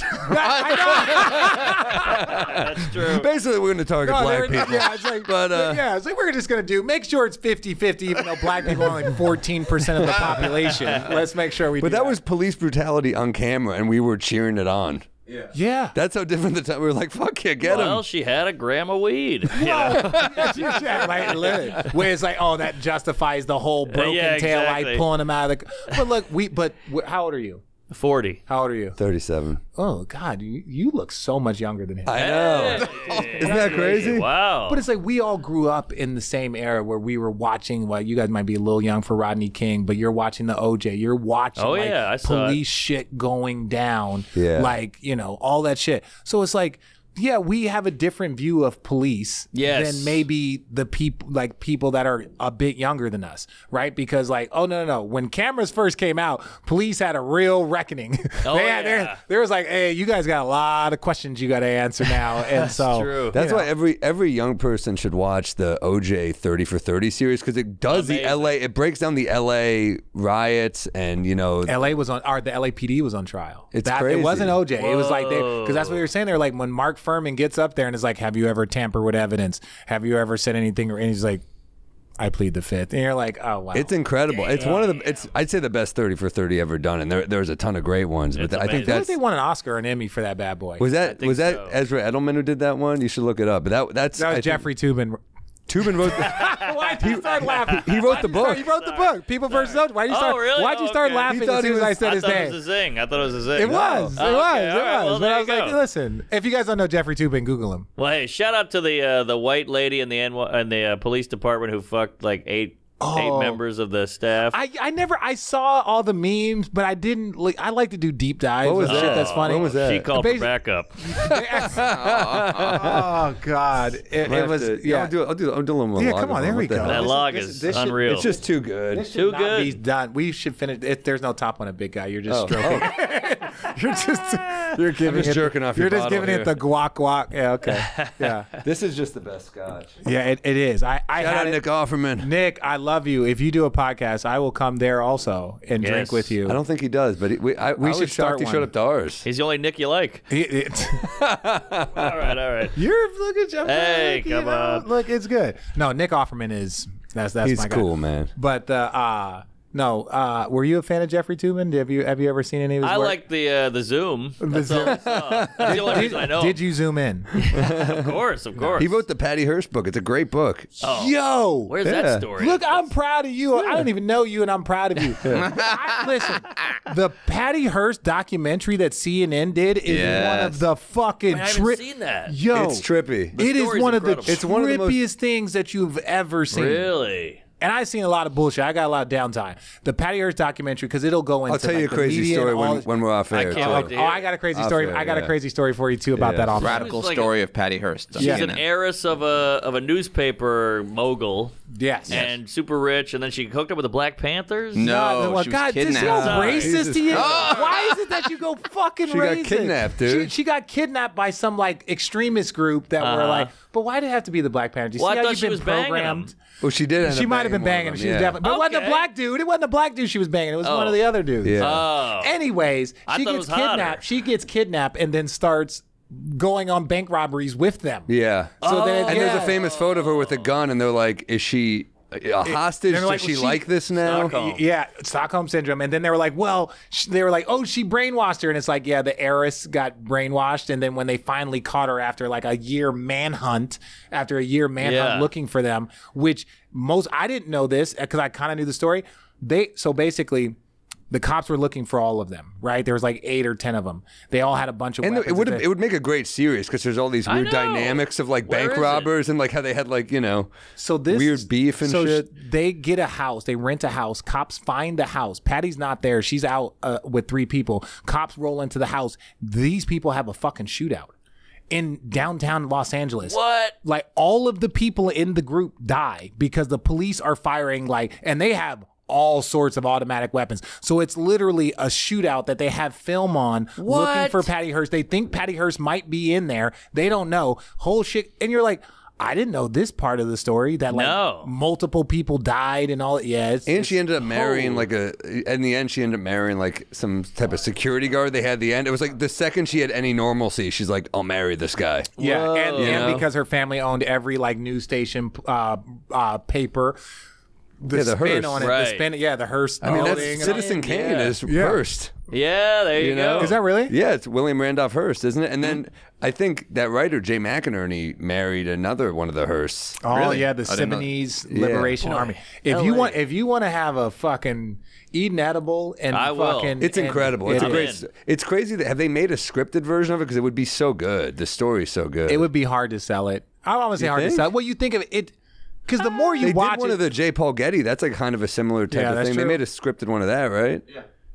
I mean, that's a pretty fucking dark one too. That guy I don't gets- know that one. The Oh my- kidnapping of the grandson, that one? Yeah, where they just wouldn't pay the ransom. Oh, they wouldn't pay the ransom. Yeah, Oh. and they They cut did a off his movie. ear. I feel like they did a movie of that and sent it. They made a movie of it. It was supposed to be Kevin Spacey, and it was right when he got canceled. So they had to like dub in Christopher Plummer or something. Yeah, It's new like, actor. can you just not do bad Damn. things, Kevin Spacey? 'Cause I really love Kevin Spacey. So Who talented. doesn't love Like, Kevin like, Spacey? yeah. His come favorite on. basketball I player. guess a Jason couple Kidd. kids, but other than that, he's acquitted, by the way. But, Oh, that's right. So he was but did he? Yeah. So okay, what happens with the once you're acquitted? He should be able to come back to society, but who knows? Should be able to come. Is he he's like, in is he like in a society. deserted Well, I mean, island you should be able somewhere? to get hired again. I mean, Oh, just saying. You know, if that's a proven great pick of Kareem. innocent or whatever. What? Proven. Yeah, that's a problem right now. well, that's tough though when you're like Yeah. for all the cancel culture people, you go on trial, you're proven innocent, and then you still can't work. yeah, Exactly. Yeah, there was a kicker from I think it was the Buffalo Bills. He was a kicker. He was heard like a about stud. Trevor Bauer. This dude, like, Wait, that's the pitcher, That's the not the- pitcher. But I'm saying there's multiple guys. I'm Yeah, gonna circle Had to back. go to Japan. Yeah, for Christ's yeah. sake. But then he gets proven, and it's like, dude, like we are targets, right? We are targets when you're in this space. But I heard And Trevor Bauer's a piece of shit. Well, from yeah, other but you can be sources. a piece of shit and not be guilty of what you're Exactly. accused Right, of. that's and fair. And I'll that's give you the that. part where it's like, For sure. just because you like, So you you're know, still going at him. Yeah, That's it's like, the problem. Yeah, It's like it's he's like still- Puffy. Like he could be a piece of. I'm just joking. He's probably guilty as fuck. Like, Puffy's probably really guilty. No. But it's the stigma. The stigma stays with you, and the stench is on you. Like Yes. the fucking Duke lacrosse guys got proven innocent. Sure. And it's still like a punchline. It should be. We hate. Yeah, if you're playing casinos, who's using that as a punchline anymore? Well, it's like in the ether, and then the coach got fired, and he's like, "But they didn't do it," and they're like, "I know, but it doesn't look great." Well, at the end of the day, they were still bringing strippers. They were still bringing strippers back. Who isn't? We got a few coming in later. Look, look. Really? We're going on live. What time? We're doing you like Paul Pierce, dude. You guys have an OnlyFans? Like, what's going on? No, we have, Duke Lacrosse. Aziz is a good example of a guy who I think it's like that's kind of on your Google page forever. Yeah. And you know what I mean? And it's like, what did he do? He did from the context. It was a bad date. It was a bad date, and like what we read, and like like you guys listen to me. I fucking like to read bullshit, and I'm like, what did my guy Aziz do? Yeah. Like he's and he's 12 pounds. Like a woman 99% of the women could overpower him. Yes. Right. So you're like, what did this guy do? And then you read it as like, oh, this was just a shitty date. Agreed. It's like I said before. There was a problem, but it just gets too corrected, and then it gets this. That was one of those ones that was like, it warrants an apology, not a public. Yeah. But it was also, dude. It was also at the end of the day, it was published on Babe.net. It's not exactly. It's not exactly. But at the time, bro, everybody. It was the heat. Yeah, it was the heat of that shit. Yeah, and it's like now you're lumped in. It's like no, there's a big difference between Epstein and all of these idiots and Harvey you just Weinstein. Regretting going out with and you're Aziz. going a dude that met you and you went on a date and you came back and you guys did some stuff and he was like. And you're like, well, I didn't really like that. And it's like, okay, I'm sorry. And, we don't have to go on a second date. Yeah. That's fine. Look, I've been on a date with girls that did shit that I didn't like. Yeah, same. Don't lie. I got pegged. You got pegged? No, I'm just kidding. I did see your bit about what the guy was. I was looking at some of the stuff on your guys' social. About getting pegged, yeah. That was in Dania Beach, yeah. Wow. Some guy says his girlfriend wants to peg him. Oh, I watched. People are going hard in the paint these days, Yeah, that's a bit aggressive. I'm okay with the finger. I think a dick. You're playing a different sport. I don't think it's. Yeah, I don't. That's not my shit. Is basically just as a public figure, that area is completely off limits. Really? Yeah. A woman cannot. No tongue. No. Listen. Really? Tongue? I promise you, it's just not. That's not. You don't like it at the rim. No. It's just what it is. Like you get to a space where like I'm scarred and you hear all the bullshit. Like there's a lot of shit that goes on and people want to fucking, and it's like, if you can stand firm on like nothing has ever happened in that area. So it's like anything else is bullshit. I'm with you. So like I've never done coke and I know if I do it, I might start liking it. It's the same with that butt stuff. I'll just start liking it, Well, they actually go hand in hand, butt stuff and coke. That's right? True, You'd be surprised. You could even smuggle coke with your ass. Yeah. So yeah. Like I say, they go hand in hand. So, hand in hand, finger. Don't do that. All right, I won't do it. Yeah, coke and butt stuff. Stay away from you got the finger. You're already. That's the gateway. I'm good. And even that, I'm kind of like I'm fine. It's wait, are you married? Before you know, you'll be sitting on that bottle. bottle. Are you single? I'm seeing someone. Why did you go? No, I'm dating someone. You have to say it with more confidence. I'm dating a woman. Well, thank you for clarifying. We didn't know. Thank you for clarifying. Thank you for. We saw the sweater. We were confused. Yeah, dude. How do you deal with this? It's a lot. It takes a toll. Yeah. The drinking helps. The drinking helps. Him or you? Well, we're about to kill this bottle. Well, that was the goal. Where are we at on the time? How are we doing? We're fine. I mean, okay, good. I was like, if we can hang for a minute. I've got nowhere to go. I would like. This is the thing. There's not many people we can talk about the history of fucking comedy and old TV shows and bullshit. Where do you stay when you're in New York? What area? Wherever the company pays. That makes sense. Yeah, except ESPN had me move to Brooklyn because the game's in Brooklyn, so they had me move to Brooklyn. So I'm not doing that. I'm gonna stay. You're a Manhattan guy. Yeah, I'm a man. I'm like, that was one of my things with relocation, was more of like, I want to live in Manhattan. And so wife was like, oh, it's 2 years, we'll do this. And I was like, yeah, I'm looking at place in Manhattan. She's like, well, that's going to be it. So I was like, well, like, can we at least get something in Manhattan? Like, I like Brooklyn. I love the Brooklyn Nets. No issue with that. It's just like, I like Manhattan. You like the culture. I like the vibe. I like the and it's not the same as it once was like 10 years ago, but the city always fucking changes. Sure. So it's like, I just like Manhattan. That's my shit. I'm with you. But I'm looking forward to, if the opportunity does present itself, to to spend more time. Would you like something? You're please. really light. Well, I'm trying to finish the bottle. That's the only reason why I topped off a full glass. Oh, I feel like JR. Yeah. So, Richard, my watch people want to know what you're wearing there. Your watch people. Are we streaming this? No. No, I'm joking. I know they watch. No, it's a It's a Cartier Santos 100. Damn, that's cool. Beautiful. I got a Timex $10. Yeah. Well, I didn't say the price of mine. I didn't have any cool numbers to go with mine. Yes. Yeah. So that's the Cartier. Do you have a collection, or is this like your showpiece? It's probably this is my nicest one. I accidentally wore it for these guys. But I have, I only have I have 3 or 4 watches. That's it. But I do like watches, but that shit's expensive. It's just a rabbit hole. It's just a rabbit hole, and it's don't one cool watch I think is good, but Yeah. then you get sucked into these people and they're like collectors, and some of the shit is crazy. Yeah, it's like Richard Mille for like $500,000, and it's like you know how you see those bodegas and you're like, that's definitely like they're just funneling drugs through there. Yes, that's the only way that it's like why are you buying a $500,000 watch at $300? Well, it goes up in value. Because one person bought it, and now that's the rate. But I mean, and we make fun of women with the purses and the shoes, but we're doing cars, watches, sneakers. What's the most expensive thing you've ever bought outside your wife? Got it from Russia. They had to put holes in the box. No, but for you, where you're like, me, holy shit, I can't believe I'm doing this. Low self-esteem, comedian, insecure. I bought a 1973 BMW. It's a classic, and I just bought it drunk on the internet at 3 a.m. during the pandemic. Wow. Yeah, and I love. There it is. You can see it there. It's a beauty. Yeah, I showed it to Seinfeld. He likes it. He's like, I've always. He's a wanted car one of those. guy. Yeah, he's a car Huge guy. car. you got to get on the next season. I know, right?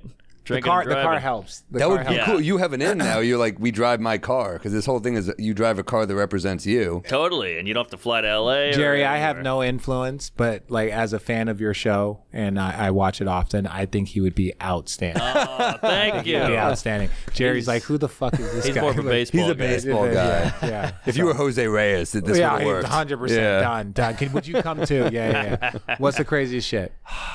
I mean, an apartment is the craziest thing I've ever Yeah, bought. that's adulting. That's adulting. I'm talking about a watch is probably the craziest. You got a nice watch? Yeah. There's a Rolex. Oh, yeah. Jeez, I never noticed. I feel bad. That's nice. And look, I like it. You got the everyday band. You got the so you wear it all the time. I don't like. I like it to be a little subtle too. I don't like a flashy watch. Yeah, I think it's just cool. It's like it's nice. It's good, and I don't spend big really. Well, you're a comedian. I get it. Yeah. Like you want to be frugal. Shit goes up and down. It could go away. Yeah, it could go away. You'd be Louis C.K. You don't know, and then you're Louis making a lot of money. He's still. crushing it now. He had to go a little bit more on the independent side. True. But I loved his show. I wrote Louis an email at 2 a.m. a few nights ago, and I said I was just binge watching Louis, and I said I'm so happy this show exists. It's like the perfect combination of New York and comedy and The Cellar, and just like love the way you represent New York. And he wrote me like an essay back, and I was like, what a fucking. I think that's like me I'm gonna make up a random associate, but me texting and hanging out with Bron. The way I look at you when you're like, yes, I sent Louis C.K. I'm like, I fucking love him. That's he's best. so awesome. I think he's one of the best ever. I think his mind jerked him off. I did. I really did. Sorry to what saying. No, I just think he's one of the best minds. Oh, in the history of comedy. It's I go through crazy. his shit all the time on YouTube, just rewatching old stuff. It's so good. It all holds up. Did you ever watch his show on HBO that he did? Yeah, Lucky Louie. Lucky Louie was amazing. So What funny. did they get? 2 seasons of that? 2 seasons? Barely, and it was had the Married with Children vibes. Yeah, it did, and it was like his little daughter in the show was awesome, and then he did Louie on FX. Yes, that was my favorite one. That was awesome. Some of the shit when he had it was the 2 little white girls, his daughter, but had a black wife, and I forgot her name, the actress that she also played his wife in Lucky Louie, but she was Pamela. she was like, how did those come out of? And it's just like, what do you mean? It's like, what? And it was like, I'm crying. Yeah. She's not even getting the bit out. I'm just crying, laughing, just I heard him explain that once on a Please. radio show. He said, "I just hired the best actress for the job." Hey, meritocracy. She's amazing. He said, "Fuck the explanation. Who cares what the explanation is?" Well, and then you get a joke out of it. You get an amazing, because it is like the minute you see it, and it's like the minute the jokes, you start laughing before she even says anything. It's like I think she was meeting his wife for the first time. She's a black woman, and the other actress, again, I forgot her name. Pamela? But yeah, Pamela's like, she was confused. Yeah, because now the whole audience is confused, and you're like.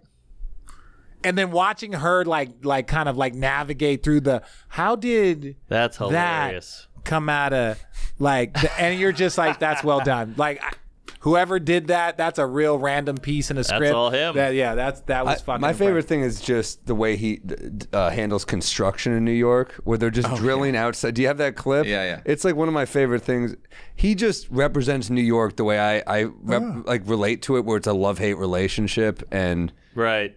I mean, he was at a point right then when like he could shit out gold. It was like everything. No, yeah, everything he was, because it was just like his vantage point. And like even my boys will do like one of my boys will like, hey, do you want to go do a bang bang, right? Where it's just like you just eat two. That's Bobby Kelly. Yeah, he's so funny. Wait, what is bang bang? Where they'd eat 2 restaurants in a row. Oh, there you go. Do you want to do like? Do you want to go like Mongolian beef and sushi? I see. This is New York to me. Just like I know, you're like, I'm gonna sleep in tomorrow. It'll be a great day, and then this shit happens.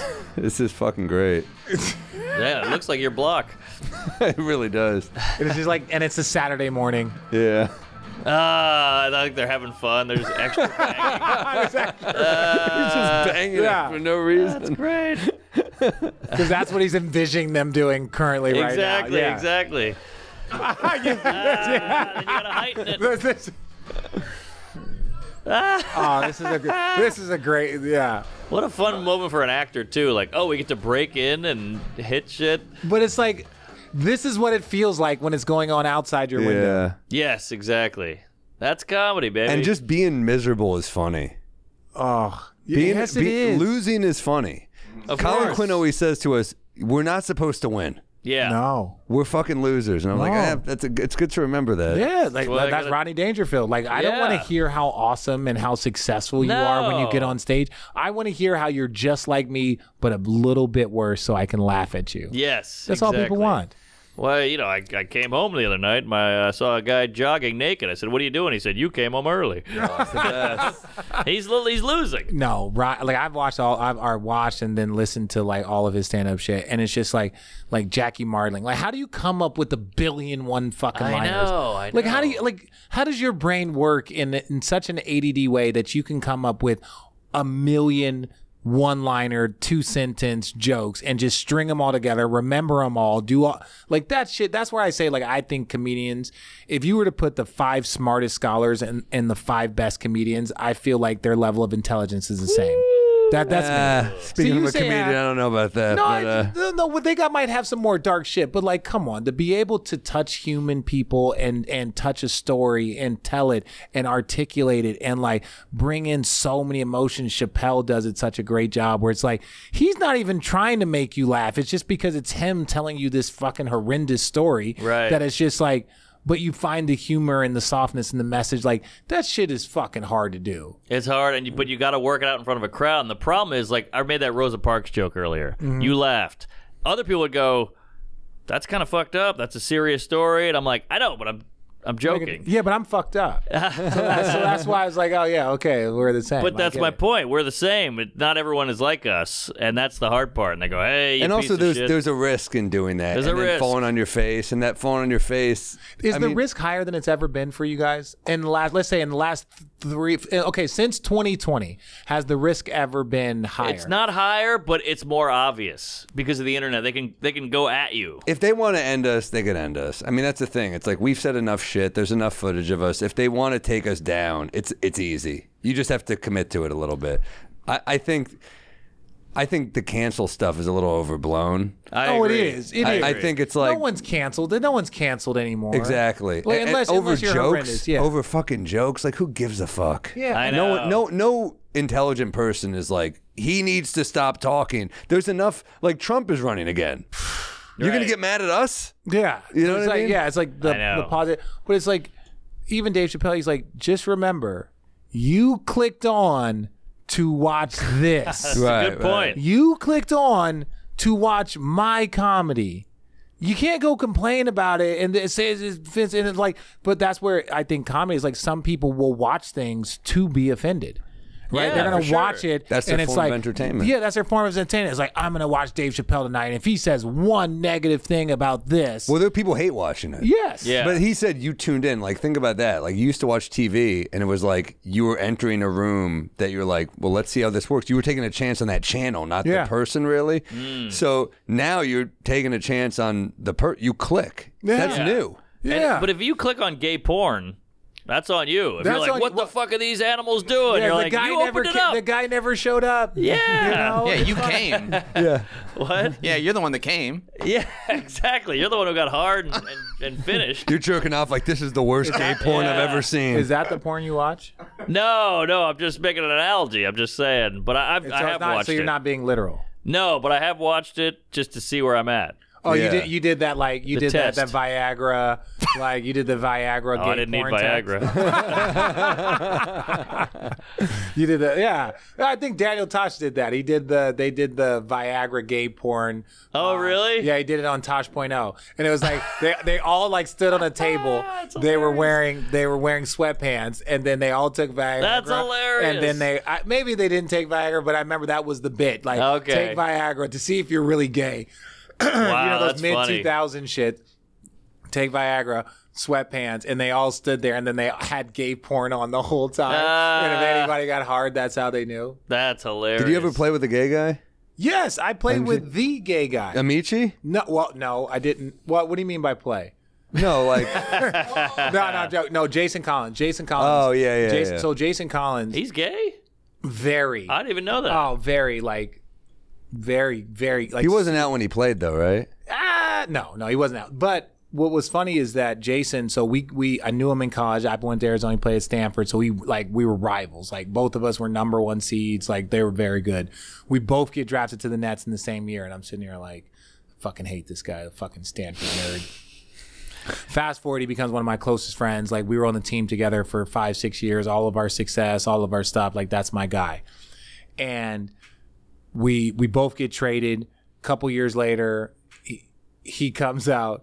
I wake up and someone sent me a thing and it was said like Jason Collins, he comes out as like, he wasn't on a roster at the time, but I think he was kind of like, if I'm not going to play, I still want to be an advocate. So he comes out, the big Sports Illustrated, and he comes out as gay.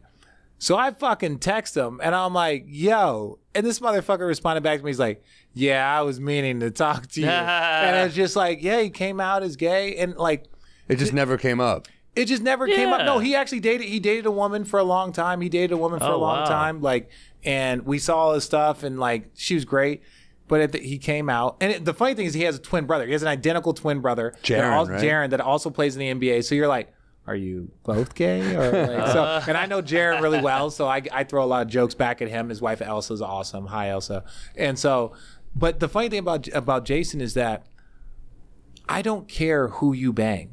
I don't care what you do. Are you on practice on time? There Are you going to go. help us win? Are you going to help me motherfucking make money? Then I don't care. You're not hitting on me. I'm not. That's your what I say type. to every gay man. I'm like, Yeah. as long as you help me make money, I'm Money, okay with money. your That's what I'm lifestyle. saying. What? I don't care. Right? Like, come on. Like, that's why all my accountants and all my people are Jewish. Like it's like, yeah, help me make money. I love Yes. my people, right? Like my agent, my accountant, and I'm not saying that that's the only thing that they do, but they help you make money. They're Of very course.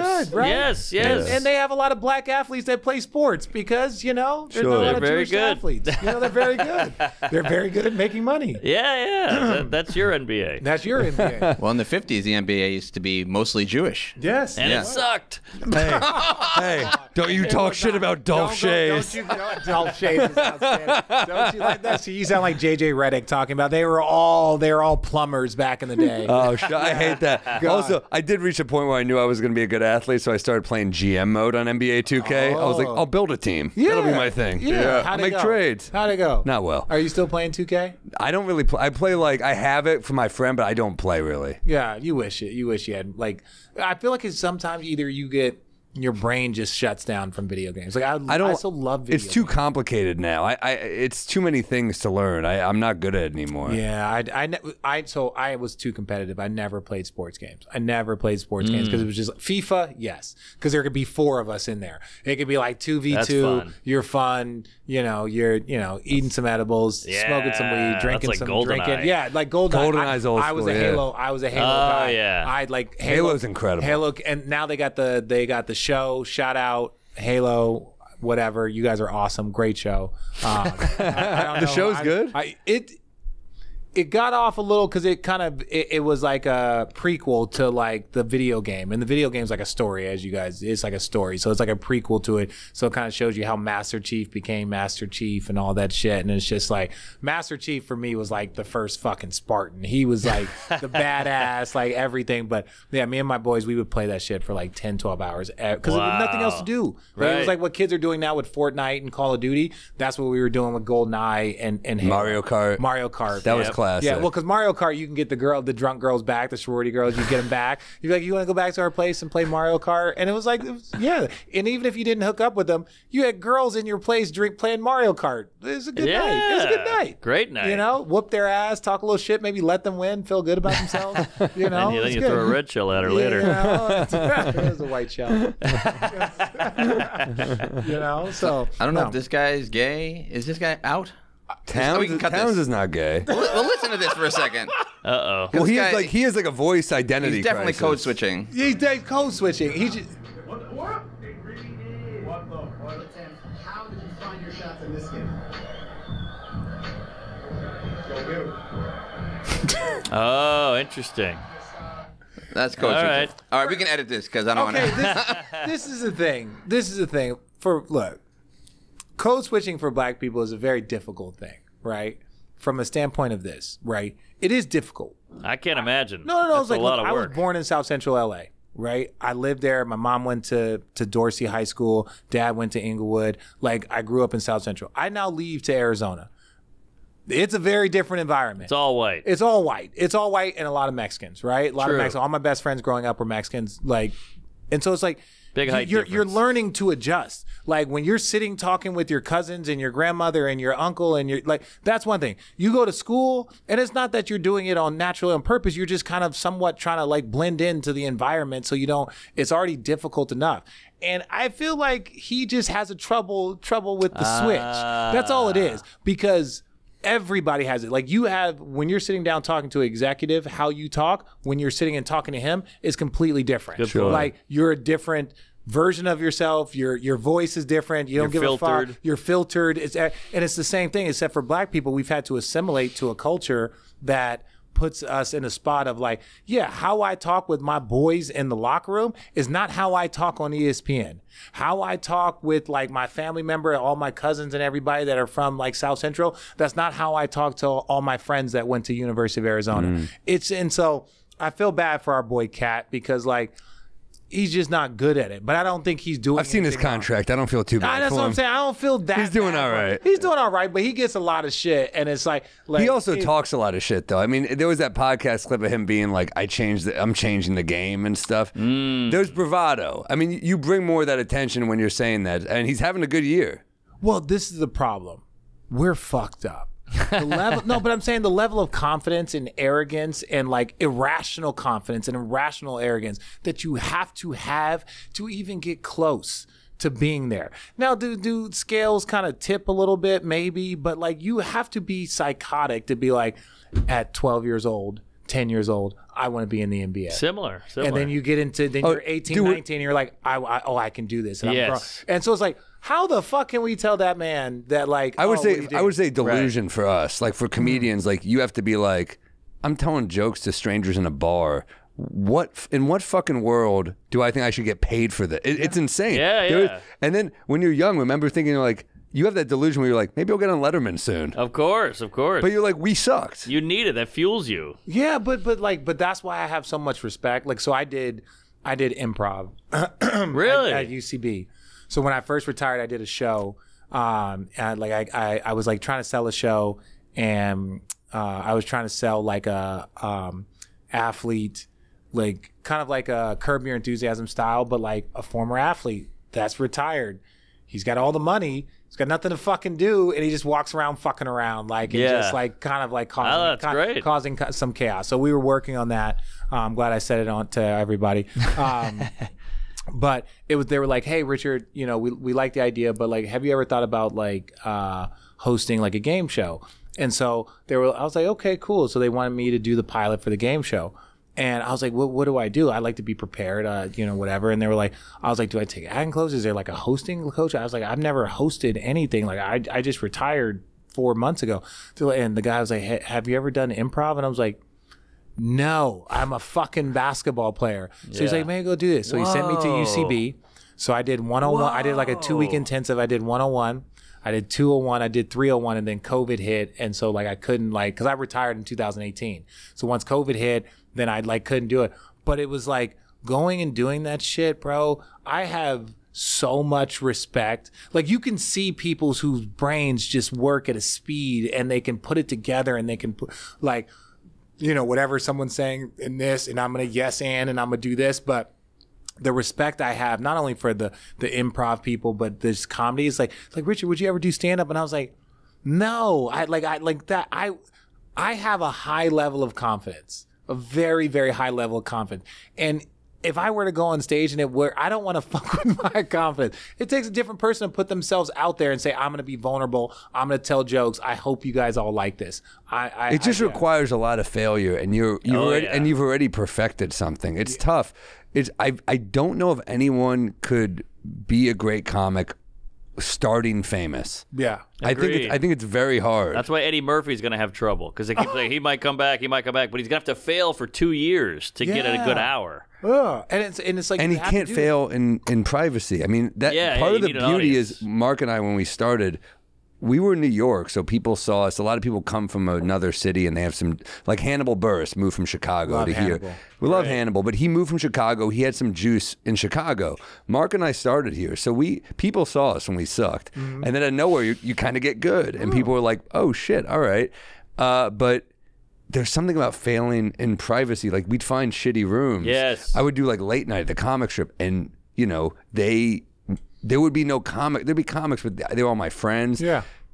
I hated the mics at a certain point because you were just failing in front of people who didn't give a fuck. Yes, other comedians. Yeah, and they weren't there to laugh. They were there. Exactly. Yeah, and it's like you don't have a fan base. You don't have people that are excited to come see you or like have seen you on social media and like they're like, oh, Matt Rife is coming to town. Like you don't, you know what I'm saying? You don't have those people. Right. But no, I just respect.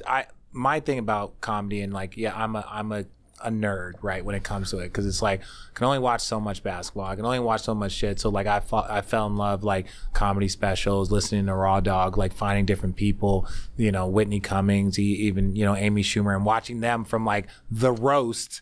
Then Schumer becomes like the big one, you know, one of the biggest stars, and watching Whitney Cummings produced our first specials. That's what I'm saying. It's crazy. It's cool to watch like the growth of comics. Like people don't understand. Watching comics are very similar to watching athletes. You can watch them as a rookie, where they might have first showed up on the scene in the NBA, but they've done 10 years of work before you ever saw them as a rookie in the NBA. They were playing at 12, and they had to, you know, they were McDonald's All-American, and they went to a college, and now they're drafted 5th to your school or to your Orlando Magic, and you've never heard of them before, and now you're invested in them. But it's like now you're kind of following them, and then they become an all-star, and then become this. Is like, so it's like. But don't you love that about the NBA? It's like these players have chapters. It's kind of. But I love it about comedians. It's just very similar. That's what I'm saying. I love it about comedians. It's like you can watch people, and it was like I remember when, you know what I'm saying, like I said, I was watching Lucky Louie, right? And it was like, and then the show gets canceled on HBO. I was like, man, I don't know who that Louis C.K. guy was, but he was really fucking good. This is a really random show. Then he does Lucky Louie. Then you see his stand-ups, and now the dude's blowing up. So it's like you're going on these journeys. If you're a fan of comedy, and how many specials has Louis done though? It's like you're saying these guys are doing the work. It's crazy how many specials he probably done even prior to Lucky Louie. So right. But that's what George Carlin said. George Carlin said if you do 6 minutes a month if you can write 6 minutes a month at the end of the year, it's fucking hard to do that. I know it's hard to. I know, but George Carlin also the GOAT, right? Like George Carlin was like he's in the GOAT combo. He's on Mount Rushmore. He's on Mount Rushmore without a doubt. But it's like you're like, so his thing was like, if you can write so even if you can't be LeBron, even if you can't be George Carlin, if you have to write 6 minutes every 2 months, then all of a sudden, like you have a comedy special, you got an hour, right? And that's hard to do. But I'm saying, so is fucking trying to be Kobe Bryant. So is trying, and we're all in the same league, right? So you try to achieve it. I completely agree. There's a lot of parallels. Like you mentioned that LeBron story where he was just on one night, and you have to block him, and it's brutal. We have that with crowds. Like, you ever seen the Bill Burr Philly rant? Oh. It's like that was his LeBron that he had to defend and all that, and he did it. Yeah. And that was on camera, thank God, and it blew him up. But that was his moment of like, all right, that was his flu game. But you know what? He had that the way LeBron has a night like that. Burr had that because he was eating shit and bad. Bill Burr is this quote Mark and I always talk about. I brought it up to him where I'm like, killing in obscurity. Yeah. That's what Burr would say. We're in a strip mall in fucking Ohio, and we murdered. And Mark and I get to a point where we're like, why does no one know our name? We're killing in Toledo, Ohio. Yeah. Like, why does anyone know? We're writing new hours, and at a certain point, things get good. But it's a lot of years of that. Like, man, another weekend in a strip mall, but you don't realize that work. Like, for us, that's the gym. Really, the road is the gym. Yeah, I love it. And like even when like I watched Aziz. At the Comedy Cellar here, the Comedy Cellar. Yeah, you should come to the Cellar, man. Yeah, so I would love to come watch you guys perform. Yeah. Like I went and watched. Aziz was doing. This was like kind of on his comeback. So like he was like no phones, like that type of stuff. Everyone's waiting in line, and he does his whole bit, and he does a really good job because he addressed what was going on. He addressed how things are different now. That's when he talked about. So like I got to watch him work on his material before he did his special, and the special was kind of like his quote unquote comeback. Right. But my favorite podcast that I've ever listened to, it was Louis C.K. and Mark Maron. That's a great ep. That was fun. It's a two-parter. It was a vulnerable one where it was like Mark would like talked about like, you know, I was a little jealous of the success that you were having and watching you do this, and Louis was fucking also very vulnerable and was like, yeah, that really fucking sucks because like I was going through this and I missed one of my boys, and it's like you listen to Mark and tell you stories about Sam Kinison and all these guys, and you're sitting here like. That was the coolest thing about comedic podcasts is that you get to learn the history of these dudes and like, wait, this dude was fucking raging with Sam Kinison like, back in the day. And Maron's old school. Yeah, Maron's old school. And it was like, I would like Rodney Dangerfield. He had, I feel like his shit might be on iTunes or YouTube, but it was like he was doing like, you know, Rodney had his place. Dangerfields. Yeah, Dangerfields had his place, and it was like Roseanne Barr. It was like a young Roseanne Barr. It was like a young like all of these Seinfeld, like Robert all Townsend. these people. One of them was Robert Schimmel. My favorite opener to any. Schimmel's so good. My favorite opener to any set ever, because it's fucking insane to open. He goes, I heard a man got arrested for animal necrophilia. How do you plead to that? I'm sorry, Your Honor. I thought the cat was alive while I was fucking it. I thought the pussy was alive. That's insane. Yeah. To open a set with that joke. Yeah. Takes balls. And to look like that. Just a schlubby bald And guy. Bill Hicks in that Bill set. Hicks. Yeah, like so Bill Hicks. Again, a lot of these people you learn because like, or for me personally, I would listen to this and then I'd be like, okay, who is this guy?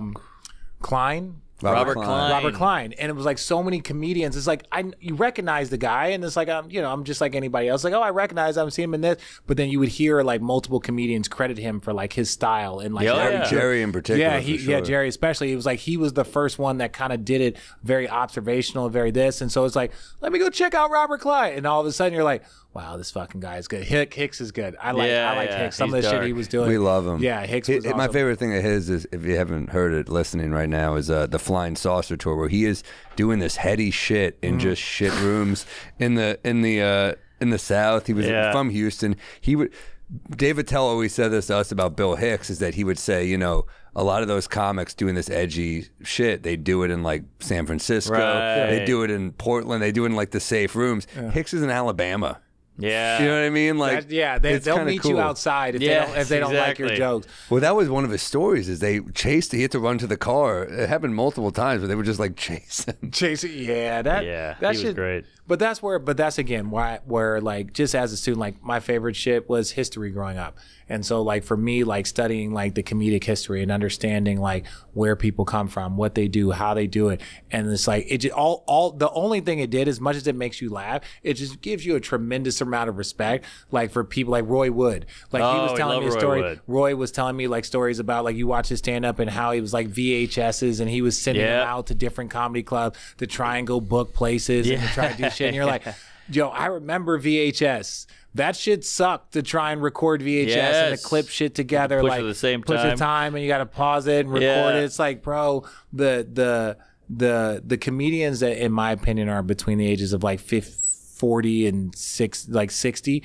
The shit that they had to do to get through to if they're successful. But no, that shit's not. Roy's a classic from Alabama. Exactly, he's a Birmingham guy.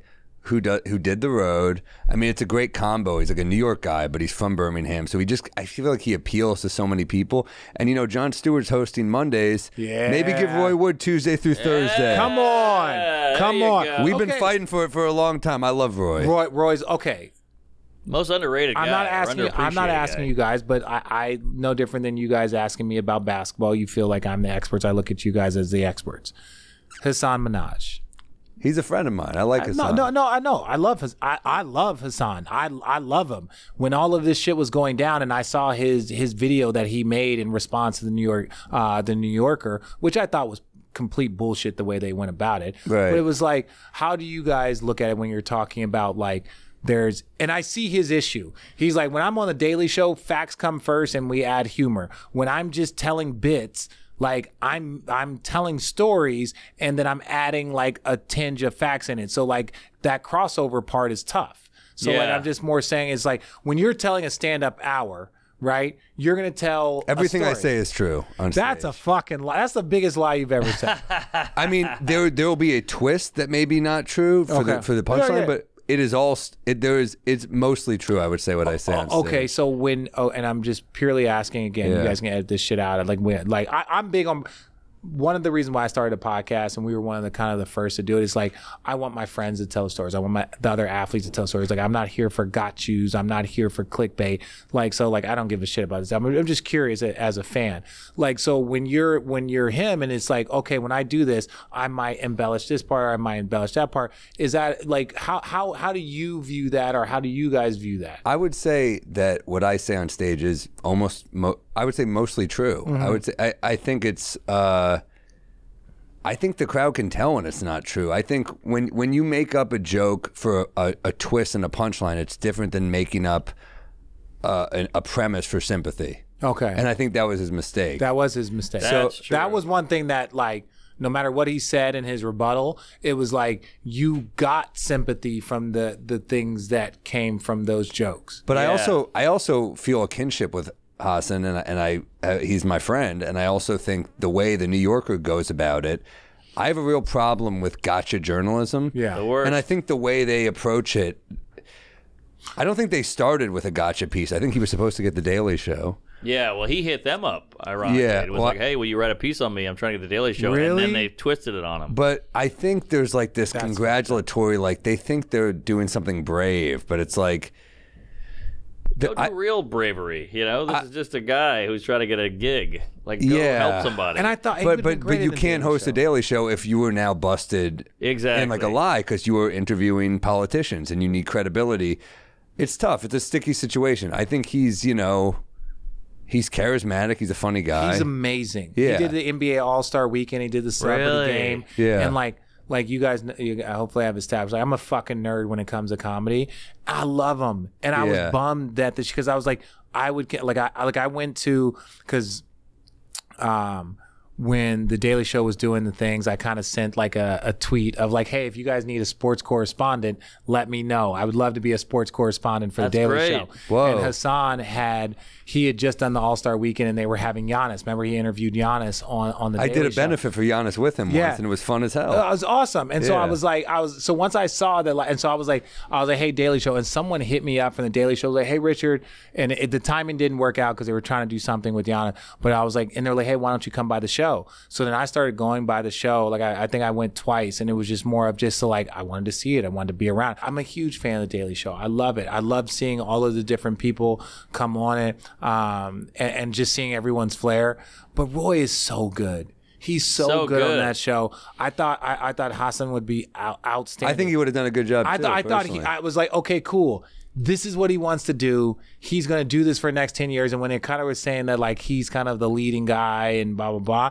And you're like, okay, so what the fuck are they going to do now? Like, yeah, they bring in John to do like once a week, which I think is awesome. Sure. John is the icon, right? Like he is the show. Yeah. And so you're like, okay, but that's like, John doesn't want to do this. You motherfuckers going to have to find a real host. How badly do you think they wish they just hired John Oliver?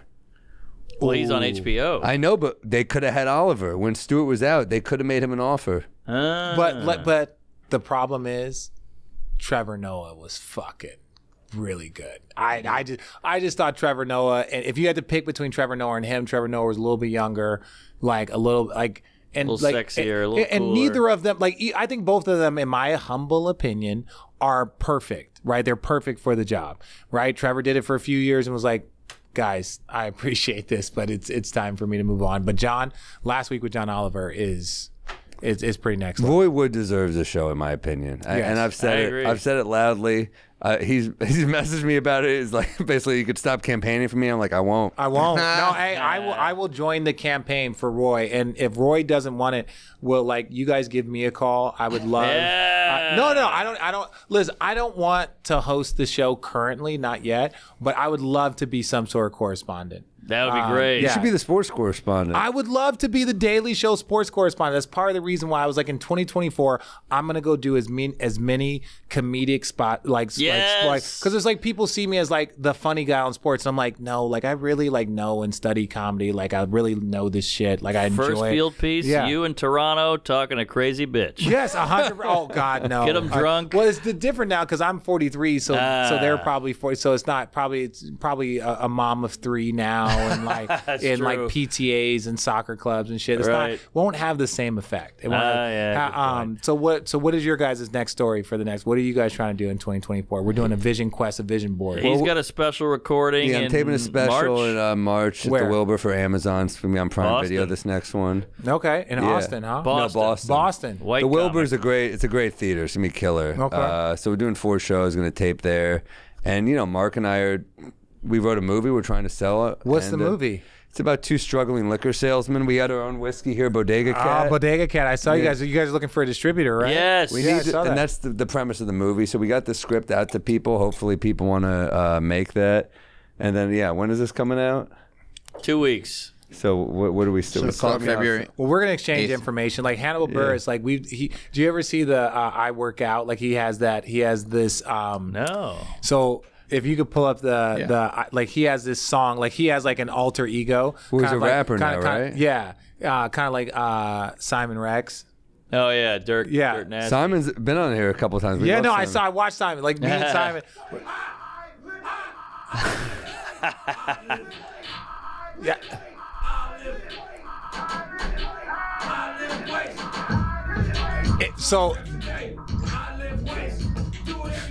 Okay, we'll work on the content. But so far I prefer stand up. Yeah. No, so I met him many years ago, and I saw him at the airport, and I was like, "Yo, Hannibal, how are you doing?" I'm a nerd, so I'm like, "Yo, man, how you doing?" He's like, "I'm headed here," so we exchange information. So then he tells me, like 7 months later, he texts me and was like, "Hey, like I have this, song that I'm trying to film the music video for. Like I lift weights." He's like, "You want to be a part of it?" I'm like, goddamn right. Whoa. And so I was like, hey, like Hannibal, I was like, I own a yoga studio in LA. I know it's cliche. Do you really? Yeah, I own a yoga studio there. Are you a big yoga guy? Yeah, I got into it because I started playing basketball. Well, not started playing basketball, but I was like, towards the end of my career, it was like I found yoga, and I was like, oh, this is fucking helping, because athletes don't stretch. So it's like, I'm 35 years old. I started going to yoga. It's 98% women. It's fucking great. I love it. Because it's a workout, everything. So then me and my buddy, we were living in Venice, and a bunch of our friends lived in Hermosa, Manhattan Beach, and there was no nice yoga studio down there. So I was like, dude, like, there's no nice yoga studio in Manhattan Beach with all that. I was like, why don't we just... So we did it, whatever. We've been very, very fortunate with the success there. But Hannibal texted me, it was like this. I'm like, fuck, Hannibal Buress texted me. This is awesome. I was like, hey, I got a yoga studio if you want to come in. So in the video, I won't give it away, but he wears like one of those like muscle suits, right? So I'm the yoga director, or I'm like the yoga teacher, and like there's people, and he just burst, like they're filming him like bursting in, like lifting weights and like screaming at all the all the people, and it was just like, to me, like Hannibal Buress, like he's all time. So like, I love Hannibal. Yeah, he's all time. I love that closer in his last Miami special about getting arrested. That was fucking crazy. Oh yeah, true story. Yeah, I really Hannibal Buress, like I love him. Do we still credit with him for really kind of calling out Bill Cosby and really kind of launching that shit? I don't think people are really. Again, you don't always look at the origin of something, but it was like Cosby ain't listening to I Lift Weights. Let's put it that way. No, but I was more talking about, remember in his stand-up, he was like, I think he was doing some crowd work, and he was like, call him out. And you pull your pants up. Yeah, and then it started like kind of building steam, and then there were some women that popped up as like, he's not fucking lying, and that's really true. In the CNN doc, they credit Hannibal Buress. Do they really? Absolutely, 100%. I remember I used to work the Door Broadway Comedy Club, and Mike DiStefano, R.I.P., who was a great comic, was on stage, and someone heckled him about Cosby, and he goes, yeah, well, he fucking rapes women, so I curse, but I don't do that. Something like that. Yeah. You know?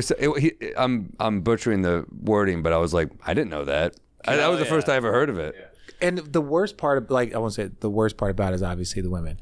My cool... I'm listening.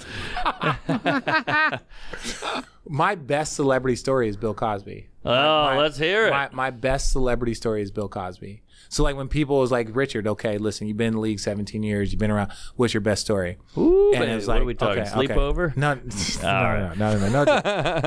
My best story. And he handed you a coffee. No. This is it. So I've always been a fan of comedy. I've always been that one. And I also like to argue. So my parents would always, say like, oh, you're either going to be a lawyer or a comedian. My mom and dad are both from Philadelphia, right? Cosby, his roots, grew up watching the Cosby Show. So when I was a little kid, and I was always like cracking jokes, getting in trouble. And my dad would always say like, you're not a comedian unless Bill Cosby tells me you're a comedian. So I'm like, oh, whatever. And he would tell me that my dad, that was my dad. He would we loved the Cosby Show, whatever. Fast forward to like 2005, 2006. I'm with the Nets playing whatever, and one of the people that Claudia, she worked with the Nets, and I was like telling her about how we were just bullshitting, telling her about Bill Cosby, and she's like, oh, I help Bill all the time. Every time he comes to the game, I get his tickets, I take care of him, I'm like his own personal like concierge. And I was like, no fucking way. She's like, he's amazing, he would 100% do that. So I'm like, what the fuck are you talking about? Whoa. Right? My mind is like, because like Claudia and I, we worked together for years. And so I'm telling her this random story and blah, blah, blah. And so fast forward like a week, I get a phone call from Bill Cosby. And I'm like, that's a surreal. A random number. And I'm just like, hello? And yeah. Hey. So I get a call and it was like, is this Richard? And I was like, I don't know who it is. I'm like, yeah, whatever. I'm glad I put my hand up to make it seem like I'm talking on the phone. And he was like, so I hear your parents say that you're not a comedian unless you talk to me or and I was like, and now it's like all starting to click. And so then I try and say something funny. He didn't laugh. He didn't think it was funny. He was just like, why don't you give me your parents' phone number? And at that point in time, I was like, oh, okay. So I give him my parents' number. I'm talking about, like, what I say. It'd be great if this was the Cosby impersonator. I wish I could. Yeah. I wish it was. What year is this? This was probably like, I want to say like 2006, maybe. Okay, wow. Right, 2006. So Bill Cosby, I talked to Bill Cosby on the phone. I give him my parents' number. He calls my parents. And now at this, like, he calls my parents. My parents don't know who is talking to them for the first 2. It's just like, so I hear that apparently you say your son's only a comedian if I talk to him, blah, blah, blah. And I'm doing a terrible Cosby impersonation. I'm drunk. I apologize. And after a while, my parents realize who the fuck they are talking to. And he was a Nets fan, so that was what got me some grace. And so, like, my mom calls me and she's like, Richard, your dad did like a fucking flip after he realized. And he got their information. And then the next time he went to tour in Phoenix, my parents went and watched them. He went and met them, talked to them. And then, like, you know, again, in 2006, Bill Cosby is fucking Michael Jackson. He's Prince. He's fucking that guy. Yes. Right? Like, he is still the most untouchable comedian maybe that has ever lived, right? And so that, to me, it was like, to tell this story that, like, Bill Cosby gave me the blessing that my dad had always, God rest his soul, my daddy passed away. But it was like, to me, that was and it was like, once all this shit happened, I was so sad for all of the women that he offended, and it was fucking piece of shit to do it. But also, like, Bill Cosby gave me his blessing. Doesn't take away from the story. It doesn't take it away. And so, like, that was the one. It's like, I don't tell the story very, very often. From what I got from the story is that Cosby's a great guy across the board. And full time. He didn't do anything to my mom, so, like, that was positive. There you go. That was positive. But it was one of those things, like, I recognize and I am sensitive to, like, to what went on, but at the same point in time, it's like, you got to take your W there. Yeah, like, it's pretty special, like incredible. A random connection, and I tell this story, and, like, you know, that's always been my dream, just to fucking crack jokes and fucking have people laugh. I enjoy it. So to have Bill Cosby do that, I'm like, I've probably told that story only like 2 or 3 times because, like, I'm sensitive to the subject, but I can tell you guys because you don't give a fuck. You guys don't give a shit. Yeah, no, that's incredible. We're sensitive to the victims too, but we do want a good story on the pod. You want a good story on the pod? Okay, well, that's my one Bill Cosby. Like, he is my best celebrity story. If you were to ever tell me, the fact that he called my parents, talked to them, told them I was a comedian, told them he thought I was funny, and then met them when he went and toured out there. So. Is he out of jail? Can I say shout out Bill Cosby? He is out of jail, yeah. He's touring again. Bill, hopefully you've been, what's the word? Rehabilitated? On your best behavior? Hopefully you've been rehabilitated, but I'm very, very appreciative of that because my dad, God rest his soul, he was the biggest fan. There you go. And I have trouble sleeping, so yeah. Hit me up. Where are you going to be? I don't know if this comes out, but okay, come on. Out, Omaha, Dallas, Oklahoma City, Irvine, Salt Lake City, and then 4 at the Wilbur for the special. I think they're all sold out. Maybe there's a few tickets for one of them. But yeah. Okay, that's a subtle flex. Hey, guys, where's my one shot? Right there. Is that my one shot? Do I have a one shot? You, baby. Hey, listen, I don't know these fucking guys, but I will tell you, if you go watch them, you will not be disappointed. I have done this. I've studied this shit. They're hilarious, funny, awesome. You would not be disappointed. Go watch them. You don't know who the fuck I am, most likely, if you're listening to this podcast. But, I think we got some basketball crossover. But I'm just saying, you should 100% spend your money to go see them wherever they are. I would pay my own money to go see them, but I expect tickets from both of you. We'll comp. Hell yeah. You're comped forever. I expect comps. That means a lot coming from Reggie Miller. Yeah. But, Mark, that was pretty decent. You are look, the quickness that you do, man. Look, come on. You see me in bed. Yeah. God, it's a curse, isn't it? Because you can't turn it off. No, right? Like, sometimes your wife is just like, can you just stop being funny? Can you just stop saying quick shit? Well, you know, it's got me into trouble as well. Yeah, so we're in the same boat. Yeah, so I'll be all over the place. Boy, who knows? Austin, Texas, Raleigh, Tucson, Phoenix. Wait, what's your name again? Kevin Hart. Hey, listen, go see Kevin Hart. He's not really in the Illuminati. Do not pay attention to any of that stuff. I'll wear a dress. Whatever you want, Hollywood. Buffalo, Minneapolis, Syracuse, Chattanooga, Madison. Yeah, MarkNormanComedy.com. Get some Bodega Cat. Can't thank you enough, Rich. Bodega Cat whiskey. Bodega. If you can't afford the Offerman, get the Bodega Cat.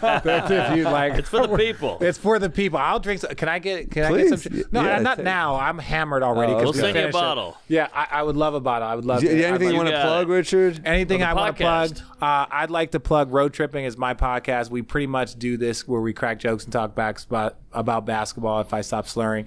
And then also Old Man in the Three, JJ Reddick.